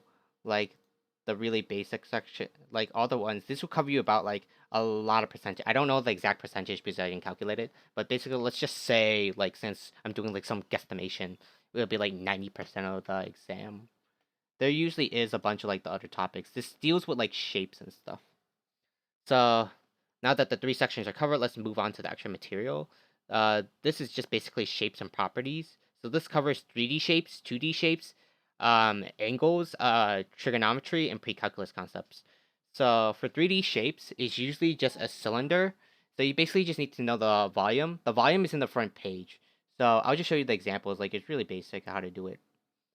So how to calculate volume would be it's you have to look for the area of the base times the height. That's every single 3D shape ever. So the area of base is a circle, so it's just the area of a circle is pi radius squared. And then you have to find the volume, so you just multiply the height. So the height is just h. So it's just pi radius squared times height. If you want to learn for cone, they really won't do a lot of cones, but just remember a cone is just 1/3 of a cylinder. So that's all you need to know. So that's the volume. So let me write that in. Solve question. If the volume is 72 pi cubic, and we need to look for the diameter. So pi radius squared, the height is h. So divide by pi 8 on both sides. This will get to 9 and equal to radius squared. So the radius is 3. So the diameter is 6. Diameter is 6 because the diameter is 2 times the radius, and the radius is 3, so just multiply by 2 and you get the answer. So it really is just that basic. If you want to learn like the surface area, I think it has it on the formula sheet too. I think it's just pi, no, 2 pi radius. Wait, let me check that. No, it's the surface area is pi radius squared times 2 plus 2 pi radius height, I think. I think that's what it is. I'm not exactly sure. You could go on Google to check that out. Like, I usually just think about it, like, how it works. Like, how I know is that, like, if you don't want to, like, remember the equation, you can just think of how it's built. So, think about, like, a cylinder, right? Oops, I don't know I did that. Cylinder, right? And that's a better picture. But basically, let's split this up to like this, and then there's basically something like that, and this thing will have like this. But imagine this thing is like it's like a lid, and you take out those lids out, and you have like an empty like just like something circular, but it's like kind of 3D, but without the lids, you know. So it's empty on top and bottom. It's like a hole. So basically, let's just cut into like think of like a piece of paper, right? You have a piece of paper and you have the 2 edges, and you put those 2 edges together. That's basically how it looks like. That's basically what it is. So let's say you cut that sheet by that edge, and you get like a paper, right? Basically when you have this is the radius, right? And the circumference of a circle is pi radius, is 2 pi radius. So the length of this, if you think about it, would just be that cut portion. So it's just 2 pi radius. And the height is just right here, so it's just right here. So that's how I know. So it's the area of a rectangle. That's how I know it's 2 pi radius times height, because that's the area of this. So that's the surface area. Now I just need to add the area of the 2 circles that were as the lids. So that's 2 pi radius squared, and then there's this pi radius squared. Since there's 2 of them, I need to multiply by 2, so that's 2 pi radius squared. And that's how I remember the surface area. So it's basically just like that. So if you just think about it, it kind of just works out. That I feel like that only works for cylinders, but if you find something else like that works, that's like not curved. Like if you use it for cube, it kind of works also because it's just 6 like squares. But basically, that's all you need to know. So that's for 2D shapes. You don't really need to know about like any other shape. 3D shapes. You really don't need to know the ones. Cylinders are the most used and probably the only ones. Now triangles. For 2D shapes, cylinders are like level 2. If I didn't say for the other ones, for like Passport to Advanced Math, Exponential is 2 to 3, and Radicals is like 2. And 2D shapes are like 2 to 3, depending on like what question. So you have triangles for this one. You have a triangle. All the angles at this angle here adds up to this angle here. Let's just say this is not a right triangle, right? Then all these angles add up to 180 degrees. That's always the case for a triangle. Always at 880 degrees when they always add up. That's all you really need to know for like the angles for those. For like a triangle, I'll go more in depth about like the triangles later on in the other section. Well, kind of more in depth. And now that we have a cylinder triangle, right? Let's just say you have a triangle like this, and you have a triangle like this. And let's just say like the angle, they're similar triangles if the angles here are exactly the same. Like they have to be the exact same angles, but the side length could be different. So it's like ABC, and this one's like 2A, 2B, and 2C, or like 3A, 3B, and 3C. It doesn't matter what numbers multiplied it is, but that's basically what it is. That's how it's be similar. They would be congruent if this is also ABC. It has to be exactly like this. Exactly. The like you can't have C right here and then A right here and then like B right here. Then it's not similar. Because even if the angles are similar, the side length doesn't make sense at all. Which I don't know why that case will ever happen, but if it does, like it's basically not. Now let's look for like the right triangles. And you have A, B, and C. That's 90 degrees. This thing is 90 degrees. So this all you need to know is that you need to know the Pythagorean theorem. So A squared, this side length, plus B squared, this side length, is equal to C squared, the hypotenuse. So these are called legs, and this is the hypotenuse. So you just need to memorize this. You need to know it. I'm pretty sure that school taught you already this, but you just need to know. And the area of a triangle is always just base times height, so it's just a times b divided by 2. That's just the area all the time. The perimeter is just add the side lengths together, so it's just a plus b plus c. Like, the area always works for any triangle, so it doesn't have to be a right one. If it's, the height is like right here, and this is the base, it's just base times height divided by 2. All the time, constantly. So it doesn't matter how it's drawn. Let's say it's even obtuse, something like this, and they make a line like this, right? And this is the height, and this is the base. Then, like, the base only goes from here to here. That's the base. So base times height divided by 2. That's the area of this triangle. It works all the time. Just make sure you don't add, like, this side length right here when you're kind of, like, doing the base. Okay, let's look for the examples for these. Triangle ABC and triangle DEF are similar triangles where AB and DE are corresponding sides. If DE is equal to 2AB and the perimeter of ABC is 20, what's the perimeter of DEF? So, what it's trying to tell me is that triangle DEF is 2 times bigger than triangle ABC, or like respectively based on side length, not the area actually. Because it says right here, since they're corresponding sides, and they said they're similar. So DE is equal to AB, equals to 2AB. So if the perimeter is 20, and each side length in ABC is each line in DEF it's 2 times of the ABC, then you just multiply by 2. So I don't know why I wrote 40. 20 times 2 is equal to 40. So that's the perimeter. The new perimeter is 40. It's basically that similar. For area, let's just say, like, since this is 2, right? If this is 20, the area is 2 squared. So let's say if it's 3AB, then it's 3 squared, you know? But this is 2 squared, so 2 squared would be 4, so that's 80. So the area would be 80 times more. This is not the answer for this type of question, but basically if they are asked, then you will know.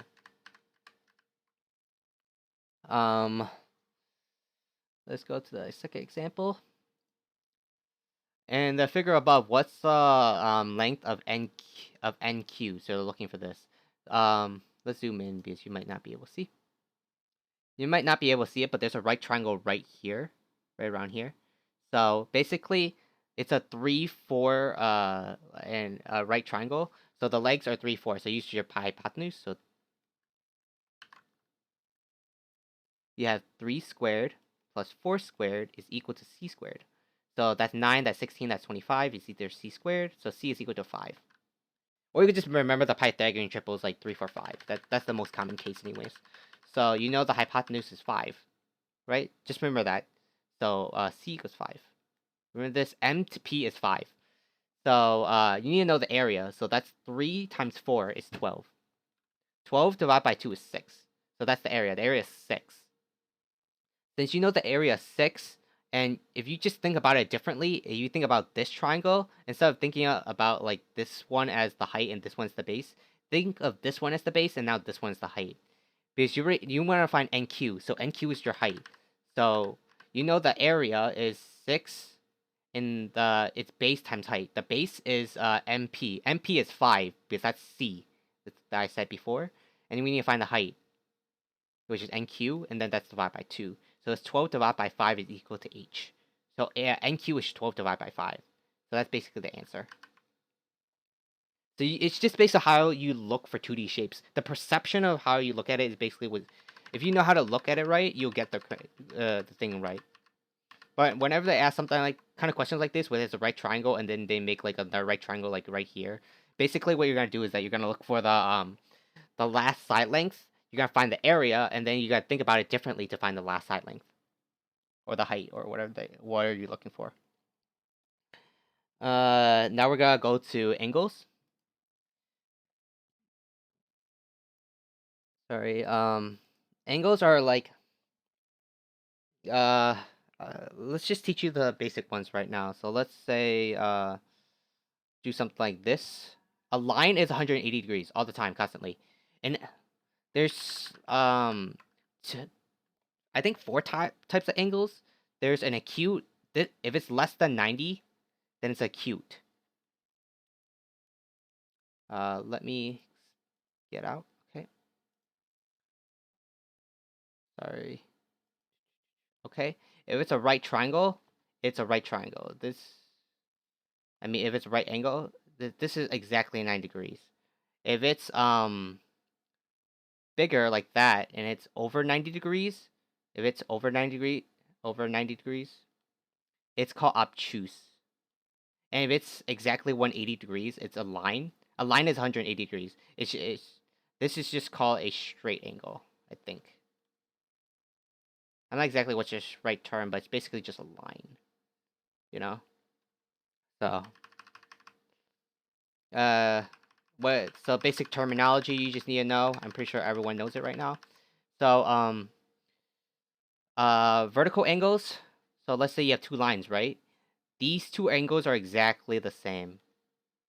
And these two angles are exactly the same. A and B are not exactly always the same each other. If they're exactly the same each other and the vertical angles, that means these are all like, this is perpendicular. So it's 90, 90, 90, 90.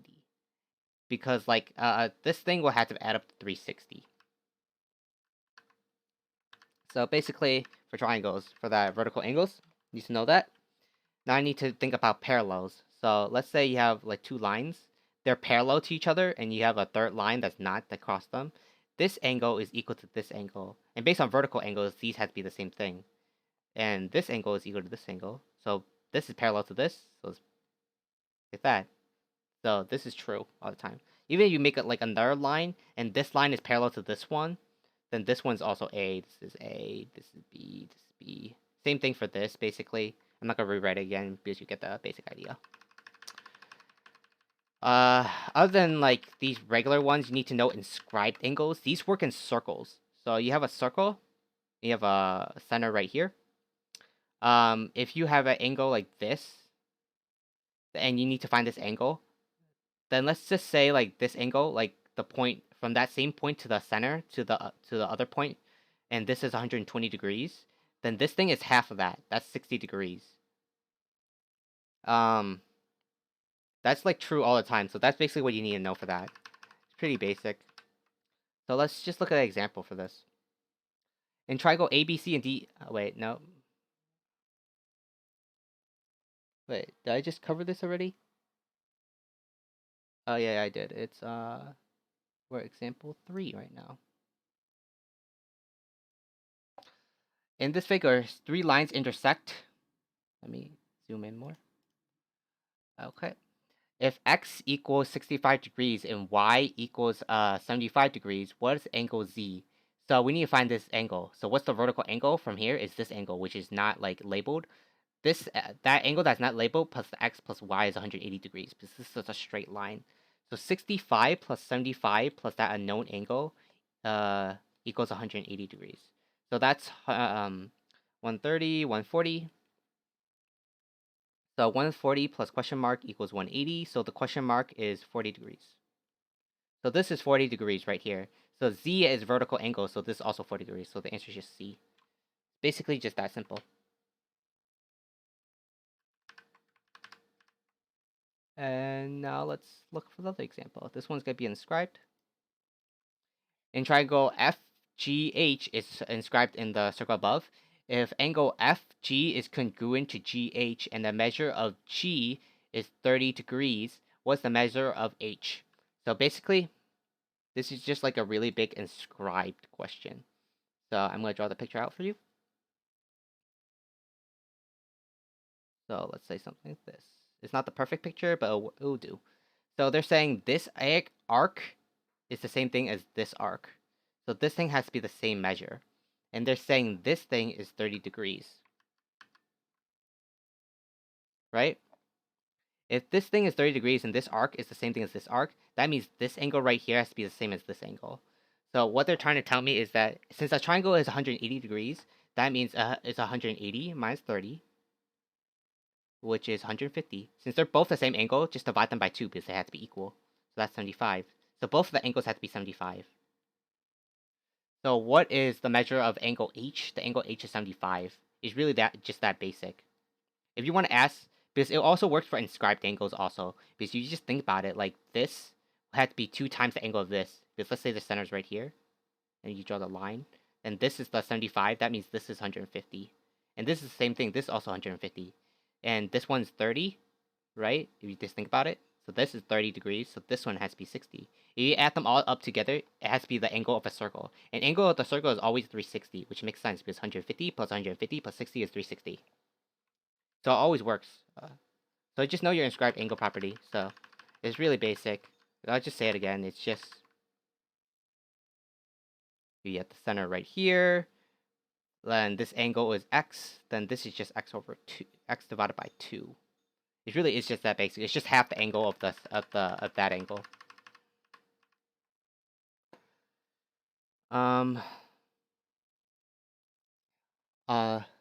Another thing about like 2D shapes is that you need to know circles. I really don't have an example for this, but like I said before, circles are 360 degrees. The equation looks like this. It's x minus h squared plus y minus k squared equals the radius squared. H comma k, if you just have to plug them in. HK is the vertex, and r is just the radius. So you plug them in, you get it right. Basically, that's how it is. The area of a circle is just it's always just 2 pi. Pi radius squared. That's the area. And the circumference, because like the perimeter version of a circle is the circumference. The circumference is just 2 pi radius. Just need to memorize those. But there's also the formulas in the front sheet in the SAT if you ever need to know. And the other thing that you need to know for the SAT is usually they use different things instead of degrees. They use radians. Radians are basically just what they say is that 2 pi radians is equal to 360 degrees. That's basically all you need to know. So if you ever want to do conversions, that's basically it. You just need to know it. They also say on the front sheet, I think, too. So you just use that conversion also. The reason it's 2 pi is that if you think about it, they're using a unit circle. Let's say if a circle has a radius 1, right? Then the let's think about the circumference. The circumference is 2 pi radius. Since the radius is 1, that means the circumference is 2 pi. And that's why it's called 2 pi radians. Because if you're let's say you want to go pi radians, right? That means you're right here. Because that's 0 pi, that's pi over 2, and that's pi, and that's 3 pi over 2. And when you go back around, that's 2 pi, right? So 0 and 2 pi are like basically the same points. So you're going around. So basically, when you're going pi radians, or like 180 degrees, you're right here. See, that's why it's like a straight line. And then you go pi 2 radians, which is right here, you make a 90 degrees, which is also 90 degrees. So that's why you ever want to do like conversions, like between degrees and radians. What you do is that, like, let's say you have 90 degrees, then you have 2 pi radians equals 360 degrees. So 90 divided by 360 divided by 90 is 4, so 2 divided by 4 is pi over 2. So pi 2 radians. So that's basically it. I don't have an example for that, so I'm sorry about that, but like you just get more practice with those. It's not really that difficult. And now we'll do a trig. I'm just gonna show you the example. For trig questions, usually I just assume you should just make a picture. Like when in doubt, just make a picture. Just always make a picture. Like that's like the easiest way to solve any question ever. So like pictures for trig always should be like a right triangle, so something like this. So let's say this is our angle, right? The tangent of one of the two angles of the cute, like this is acute and that's the other acute.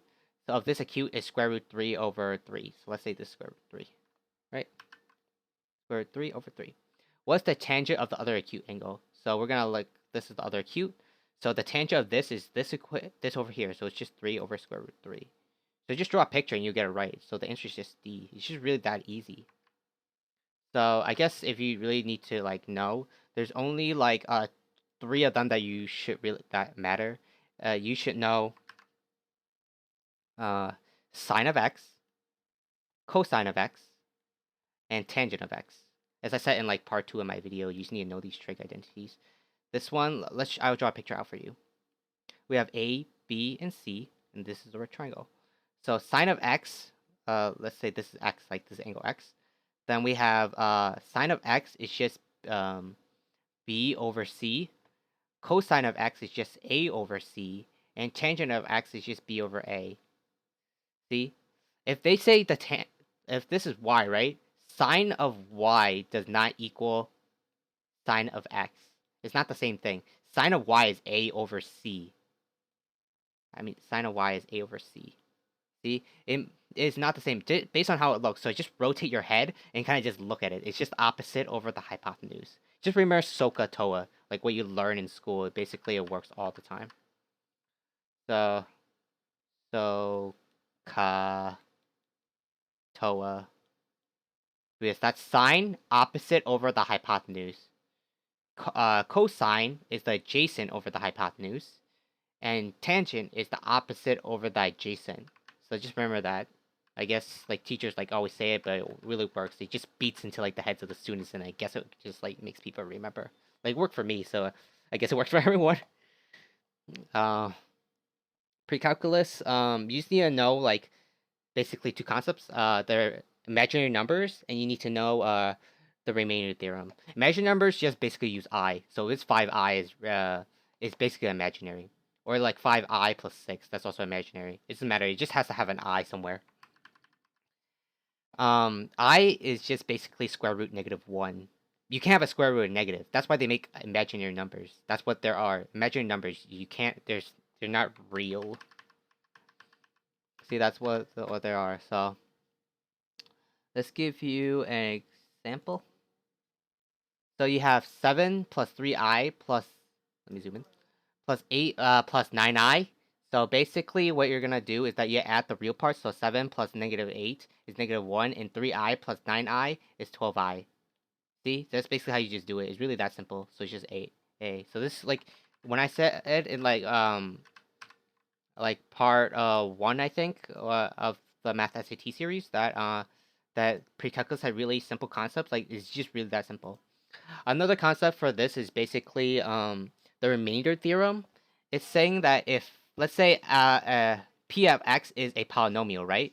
And p of x is divided by x over a, then p over a is equal to the remainder.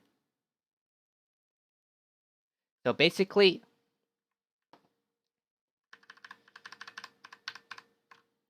let's just look at the example. So yeah, something like this. So p over 3 is 2, right? I said this in one of my practice tests because it was one of the questions. Then p over 3 is the same thing as saying p over x divided by 3, and has the remainder of -2. Right? So that's how it says right here. The p of x is divided by x by 3 is remainder 2. So that's basically that simple. You just need to know it. So that completes like the majority of the SAT. There's still some questions in this video that can't be covered because the SAT had or made really specific questions like those, but I'm not gonna cover it. If you just like learn most of this, you should be fine. Anyways, this is most likely gonna be like the final video in the Math SAT series. If there's anything major we missed, comment below and we will try our best to answer it. Who knows? Maybe we could even make a video out of this. Anyways, good luck. Thanks for watching and good luck with the SAT.